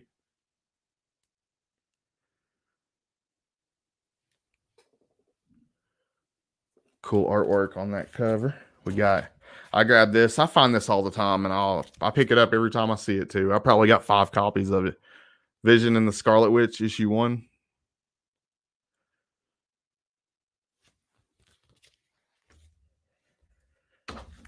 The official Marvel index to the X-Men #1.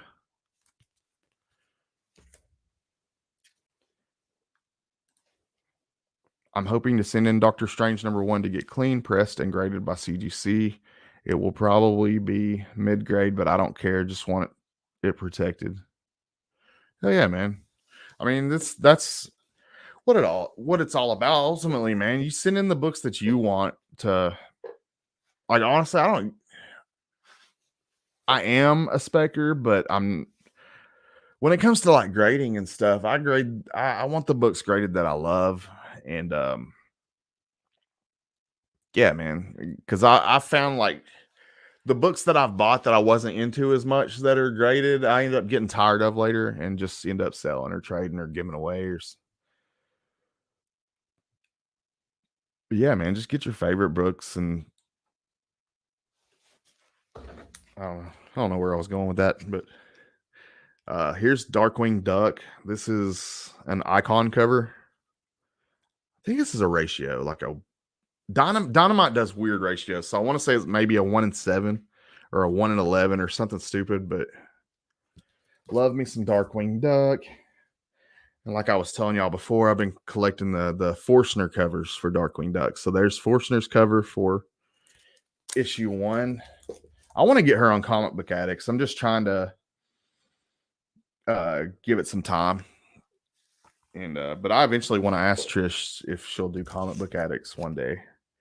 I love Trish to death. She's an awesome person. Here's issue 2. This is the only one that I don't have the Trish cover for. I can't remember who did this cover, but that is someone else's cover for issue 2.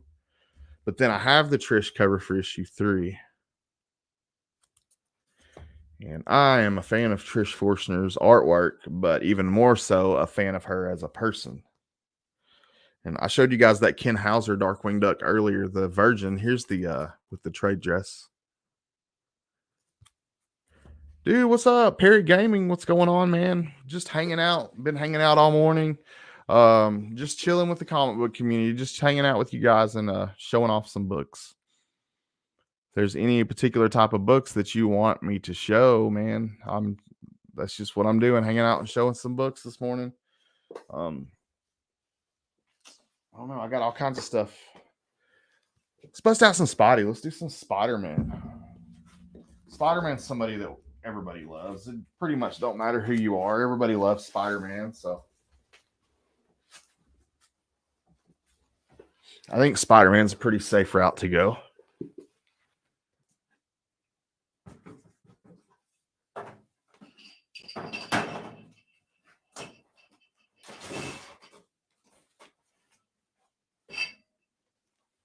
All right, let's see. I'm making a mess, dude. I'm gonna have a big mess to clean up. But we're having fun though. Or I'm having fun anyways. I don't know. I hope you guys are having fun. Yeah, Amazing Spider-Man. Let's check out some Spider-Man.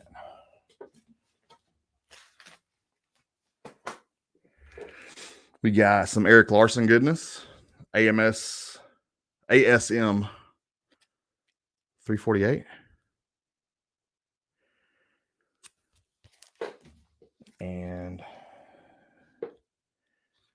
339 Doc Ock. This one's cool. This is a McFarlane featuring Santa Claus. So it's 314.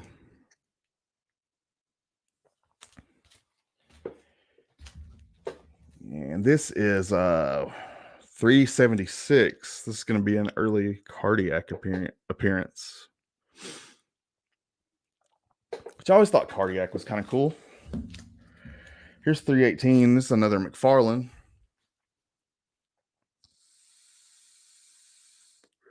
Do we have any McFarlane fans hanging out on the stream this morning?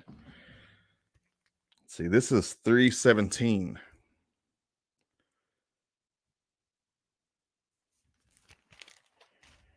Sure, we probably got some McFarlane fans in the comments this morning.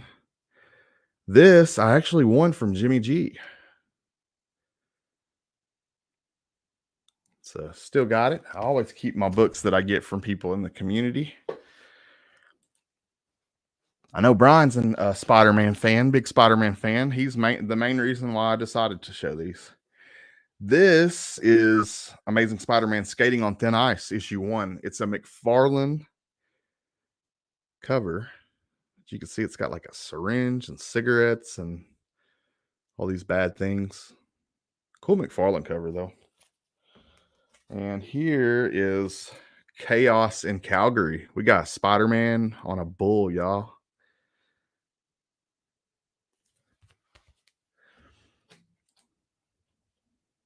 I'm a Spawn fan. We'll get a number 1 someday.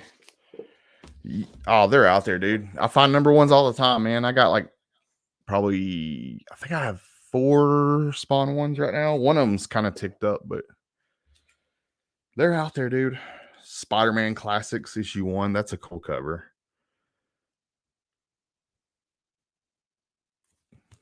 Let's see. We got Spider-Man 2099 issue number 30.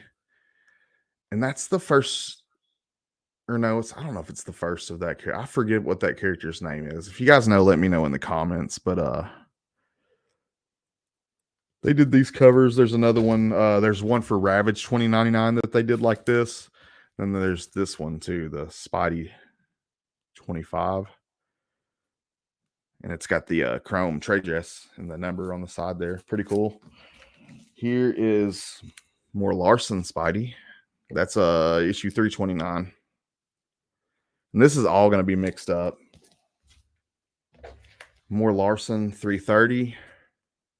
Some Punisher action on there. This is a good one. This is Peter Parker, the Spectacular Spider-Man 116. Sabretooth appearance there. That's a little key. So good stuff. Ultimate Spider-Man 64.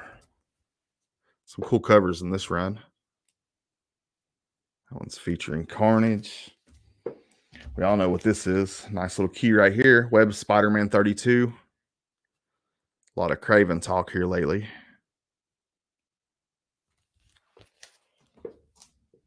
Another cool one. Amazing Spider-Man 147. We got the Tarantula.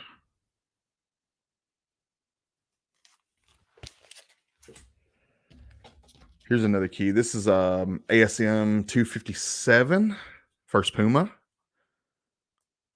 I used to have several of those. I think I sold a couple of them off. I think I traded one. I also used to have a couple of these too, and I think I traded my newsstand. This is ASM 328, the McFarlane cover.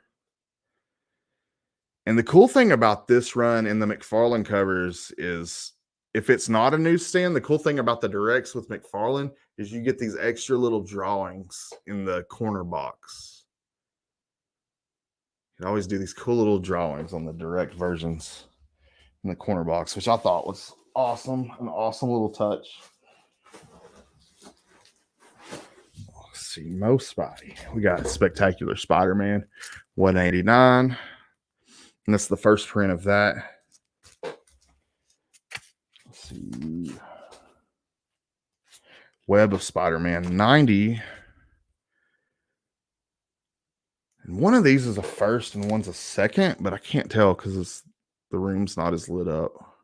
How you can tell, though, is the gold. If it's got a silver tint hologram on the front, it's the first print. If it's got a gold tint hologram, it's the second print. I don't know how these got in here, but there's a Marvel Zombies 2 homage cover. Pretty cool. And this one's signed. This is a Marvel Zombies Spidey homage. And I cannot pronounce the name. It's Arthur Sudam is who signed that. And that's the cover artist on that. Here's Spider-Man 26, the hologram. The only one I'm missing is the black one. The one that, of course, is the hottest one that everybody wants. That's the only one I'm missing of these. All the rest I have the first and second prints for. I actually think this is the second print of that web. So here's, oh no, okay. Here's a second print for Spectacular Spider-Man. See how it's kind of a goldish tint? That's how you know the second from the first print. Here's some homages to that Spider-Man 1. Betty Page, The Alien Agenda. You can see she's doing that same pose right there. It's that classic McFarlane homage to that. Look at that. Got the silver. There's more Marvel Zombies that got mixed in. Oh yeah, that one's signed too right there. Oh, okay. Here's Spider-Man 50 from the McFarlane run. It's got the hologram eyes.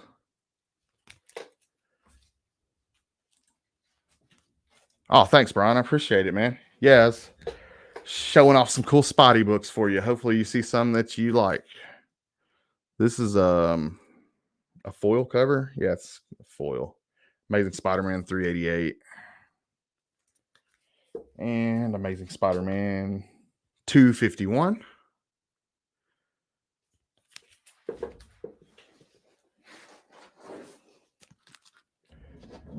Let's see. Y'all know this one. Web of Spider-Man 100. Spidey armor. Oh. Yeah, I got the Spidey armor one right there. I won that from Jimmy G, and I still got it. Shout out Jimmy G. He was here hanging out with us for a couple hours earlier. Here's the official Marvel Index to the Amazing Spider-Man issue 1. Just a really cool cover. Whoever the cover artist is on this, I just really like the cover. But that's a nice one. Here's Web of Spider-Man 45. Spectacular Spider-Man 190. Rhino on the cover with him, giving him a nice friendly hug. And here's another. This is Larson 349.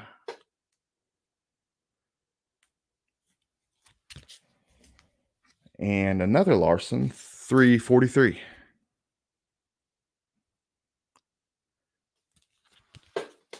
Here is Peter Parker, the Spectacular Spider-Man Annual Issue 1.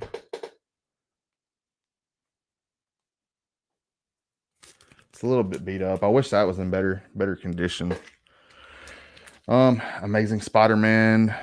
Okay, this is McFarlane. This is a good one I can show you guys for an example. Here's a Amazing Spider-Man 311, and this is a newsstand. So you can see with McFarlane on his direct, you get the cool little design in the box there compared to the newsstand. That's why I like to have the directs on the McFarlanes, because you get cool little extra artwork. This is Aranya, the Heart of the Spider, issue 1, and that's signed by the cover artist. Pretty cool little key. And again, I appreciate you guys hanging out with me, man. We've been going all freaking morning with these books, man. I've been having a blast. Can't think of anything I'd rather do, honestly. Thanks for hanging out, guys. Here's a cool ratio. This is a 1 in 50. I can't remember the artist, but it's a 1 in 50 for Amazing Spider-Man. Really pretty 1 in 50. I got this out of a Greg Horn Jive Turkey mystery box that he did for Thanksgiving in November. I'm not a big mystery box person, but when I heard Greg Horn was doing one and it involved slabs and signature slabs, such a big fan of his, I had to do it. Here's Larson Spider-Man 319.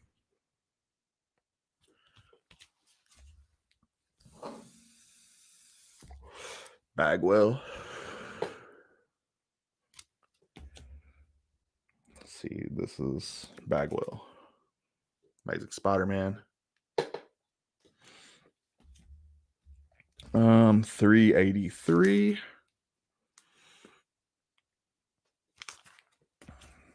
Let's see, I think this is first cameo of Carter. No, wait, no, this is Cletus Cassidy cameo.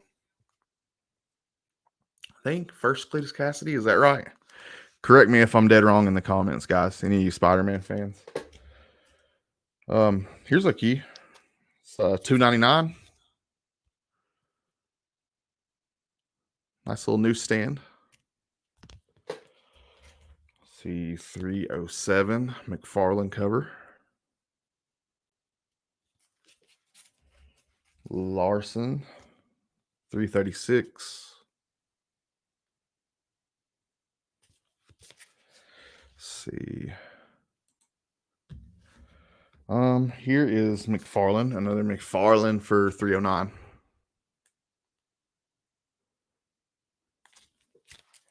This is a cool cover. This isn't a key, but I always just have loved this cover. This is Amazing Spider-Man 237, and it's a Stiltman cover. Again, not a key, not worth anything really, but a cool cover. Stiltman, he's one of those.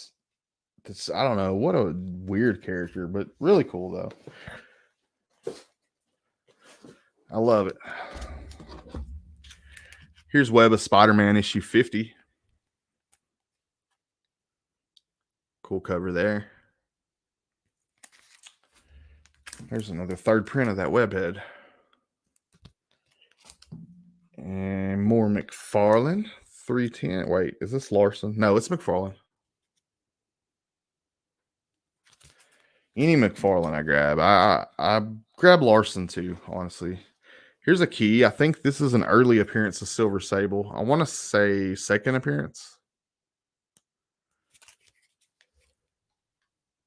Gene. Okay, well, stuff to do. Take care, everyone. Thanks for sharing, Scotty. You can always reach me on IG. Have a great day, everyone. Dude, thanks for coming and hanging out, man. I appreciate it. Really do, man. Having a blast. Just hanging out, showing off some books and just talking with you guys in the community, man. Let's see, we got a direct for that Spider-Man one. You can see the little, got Spider-Man in that box down there. And then you got the direct right there. And then Ninja Funk randomly just stuck in there. I guess because it's the same. It's the homage to that cover. Here's some more Marvel Zombies. Some more Arthur Sudam. And that one's signed. Cool homage signed by him. And there's another one for Volume 2, Issue 4.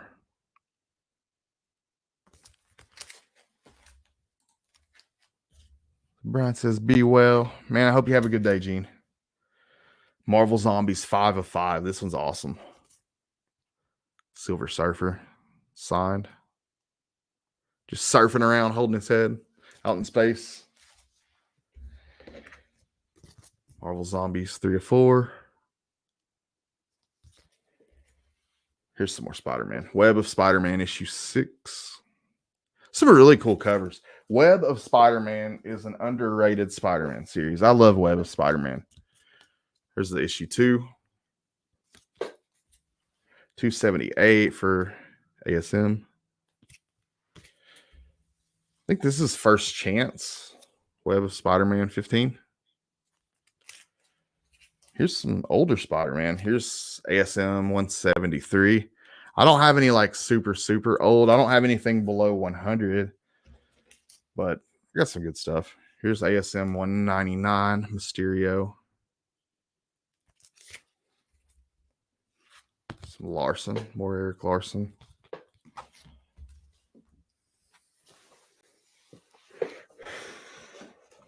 I got a lot of Spider-Man.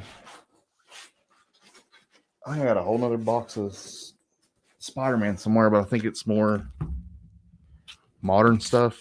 There's the direct for that. You can see it's got a Sandman in the word box.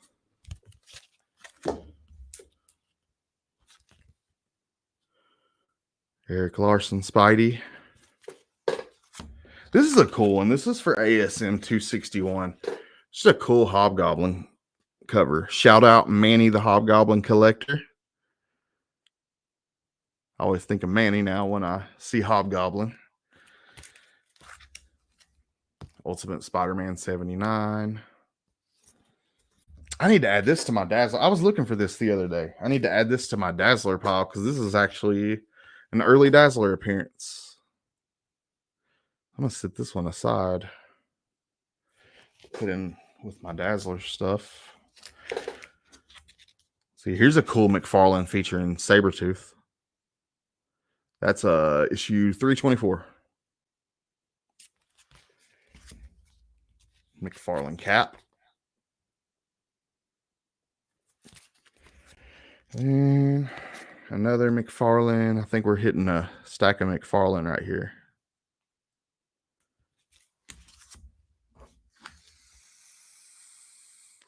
Silver Sable Paladin. McFarlane. It's another McFarlane. Here's that Tombstone, the ugly ass Tombstone cover for issue 400. There's a couple different versions of this, but you can't even really tell like what. I don't know. I'm not gonna say I hate it. I dislike that cover though.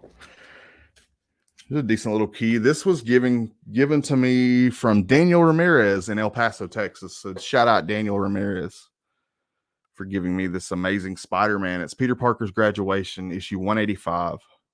Shout out to Daniel for giving me that. Here's a cool early Amazing Spider-Man. This has Hammerhead. I love Hammerhead. He's a character in Spider-Man's Rogue Gallery that I like, that I feel like we don't see enough. Good old 25-cent Spider-Man, issue 159. So there's another Larson. Kind of a weird Spider-Man cover. This is a cool one. This was a mail-off. It's an embossed cover for Spider-Man Special Edition, issue 1. It was a mail-off. I can't remember what you had to mail off to get it. It was like a UNICEF thing or something, but if you mailed it off, you got this really cool cover. I did not mail it off. I bought this from a comic shop, but it is one of my favorite Venom covers. I love the way that the artist did Venom. But his head's embossed. You can't really see it on camera, but it's really cool. Here's Amazing Spider-Man 195.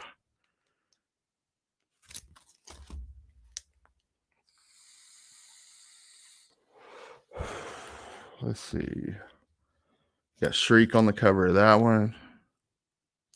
Let's see. More McFarlane.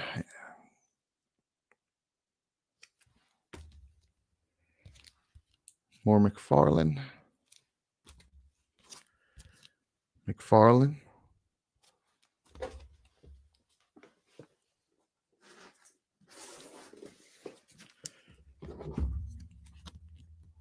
Yeah, these are all going to be McFarlane, I think, for that Spider-Man, the Spider-Man run that he got when he went to Marvel. Check that out, Wolverine.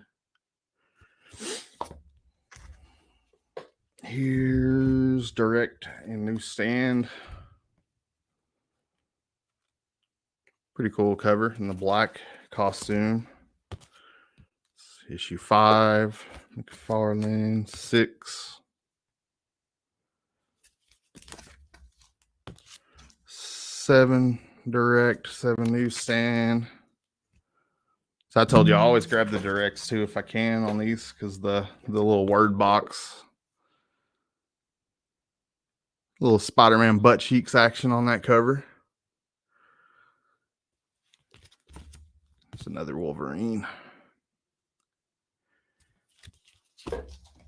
Appreciate you guys hanging out with me this morning, man. Nothing I'd rather do than just hang around and show off some comic books. Wendigo. Here's another part. This part 1 to that Craven.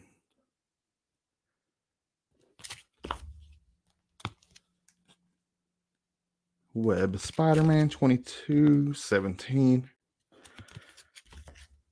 Issue 16. That's a small key. I can't remember why, but that's a small key. Issue 12. Some cool black suit Spidey covers. One of those has like a racial slur or something in it.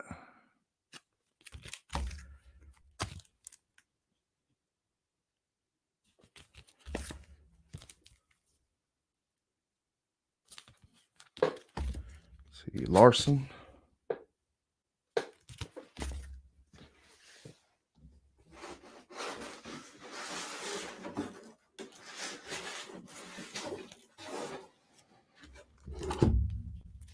Let's see. Okay. That's more Larson.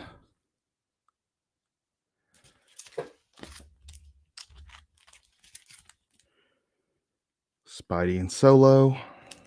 Y'all remember Solo?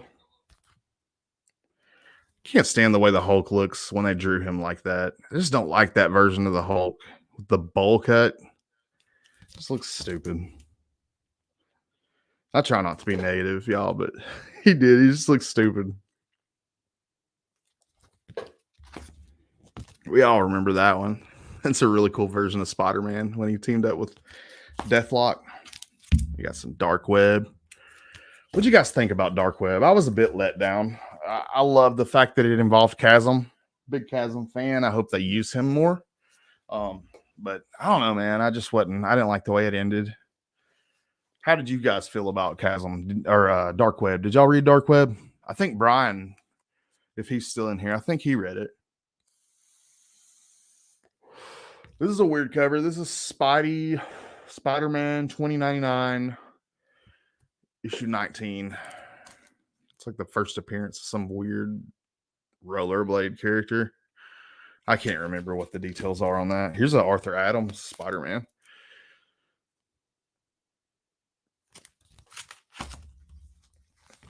I'm rich, y'all.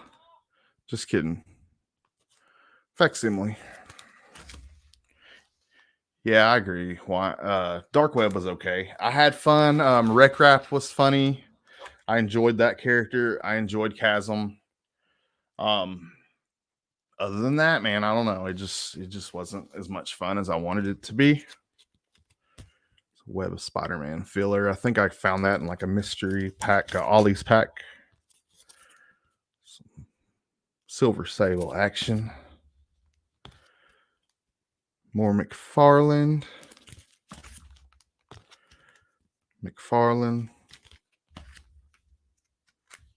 Jim Lee, Punisher War Journal. Nice Jim Lee cover. Just some Marvel Tales.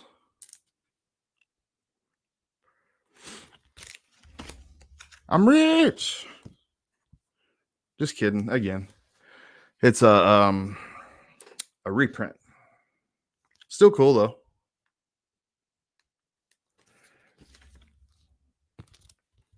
Marvel Tales. Here's an awesome McFarlane cover for that Marvel Tales.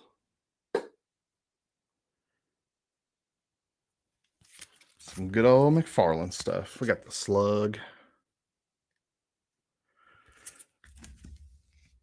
It's a cool Web of Spider-Man annual cover.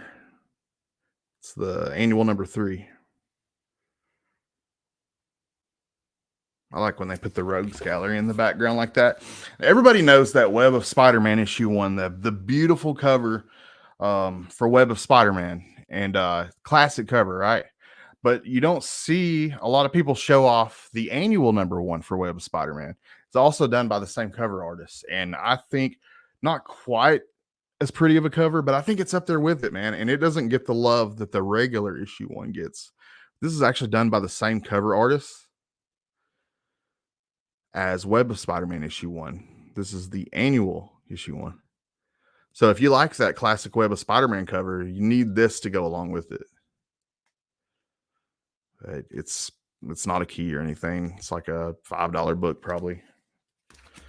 And then this is a small key that was on Hot Lists recently because of Hallows Eve. But it's that Spider-Man Lost Years issue 1 foil cover. I had already had one of those, and then I found another one that I just plucked out of a dollar bin. And then I had to have issue 2 to go with it. I mean, even if it's not a key, if it's a 2-part series, I want both of them.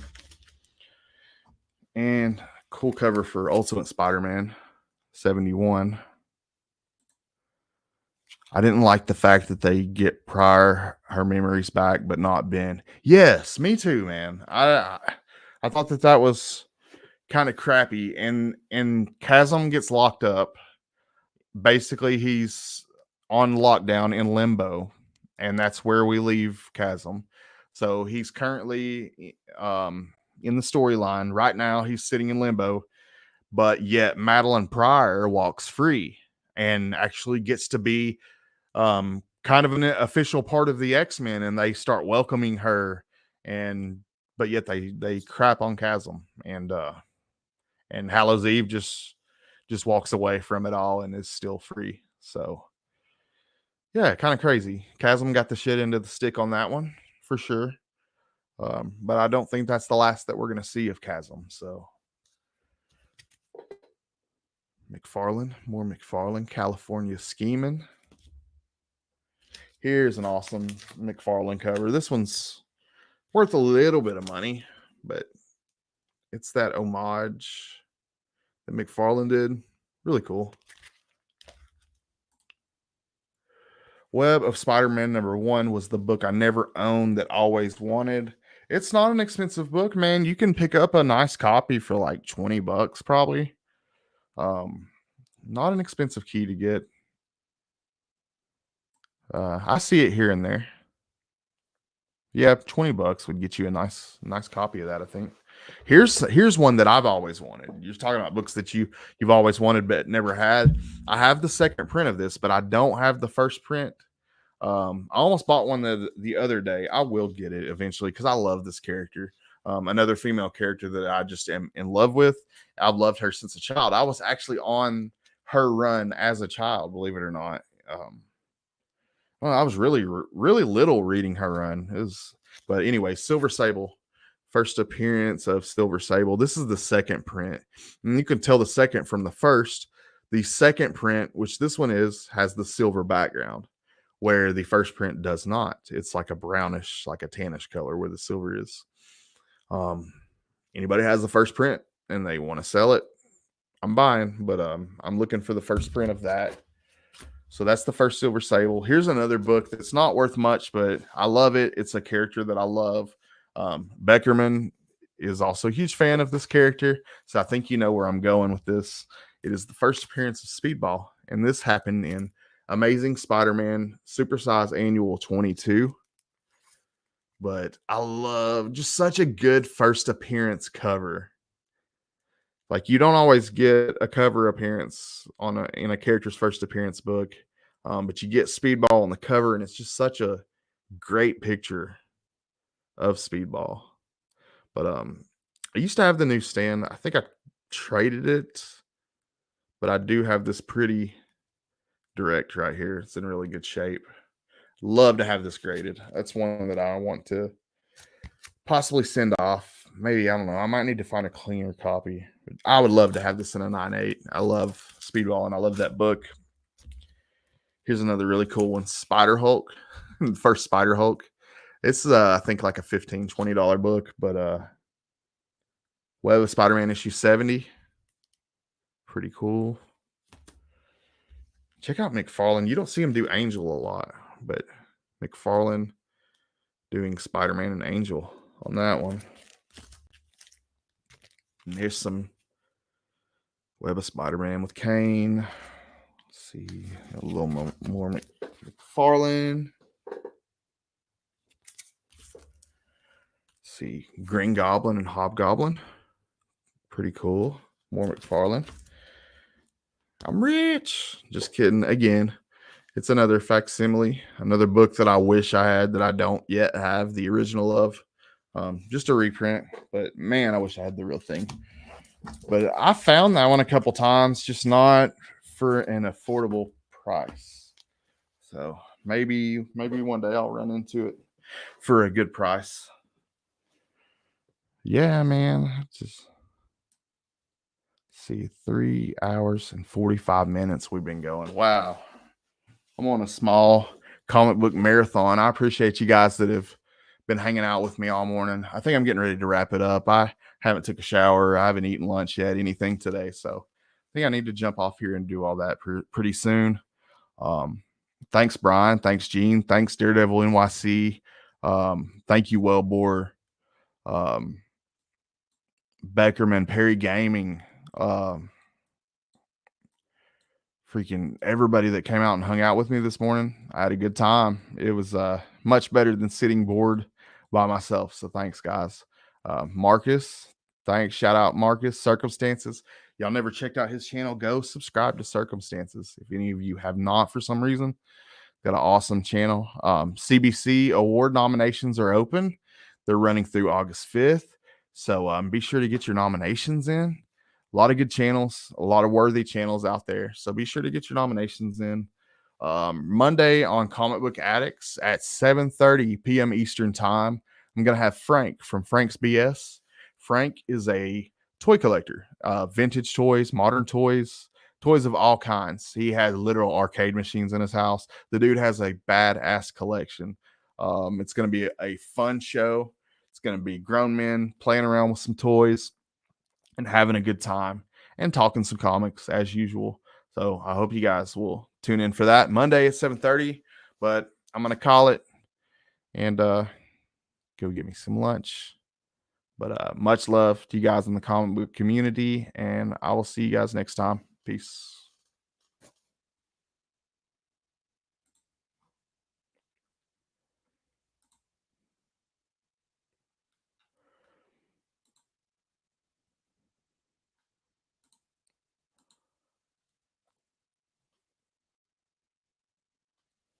Later, y'all.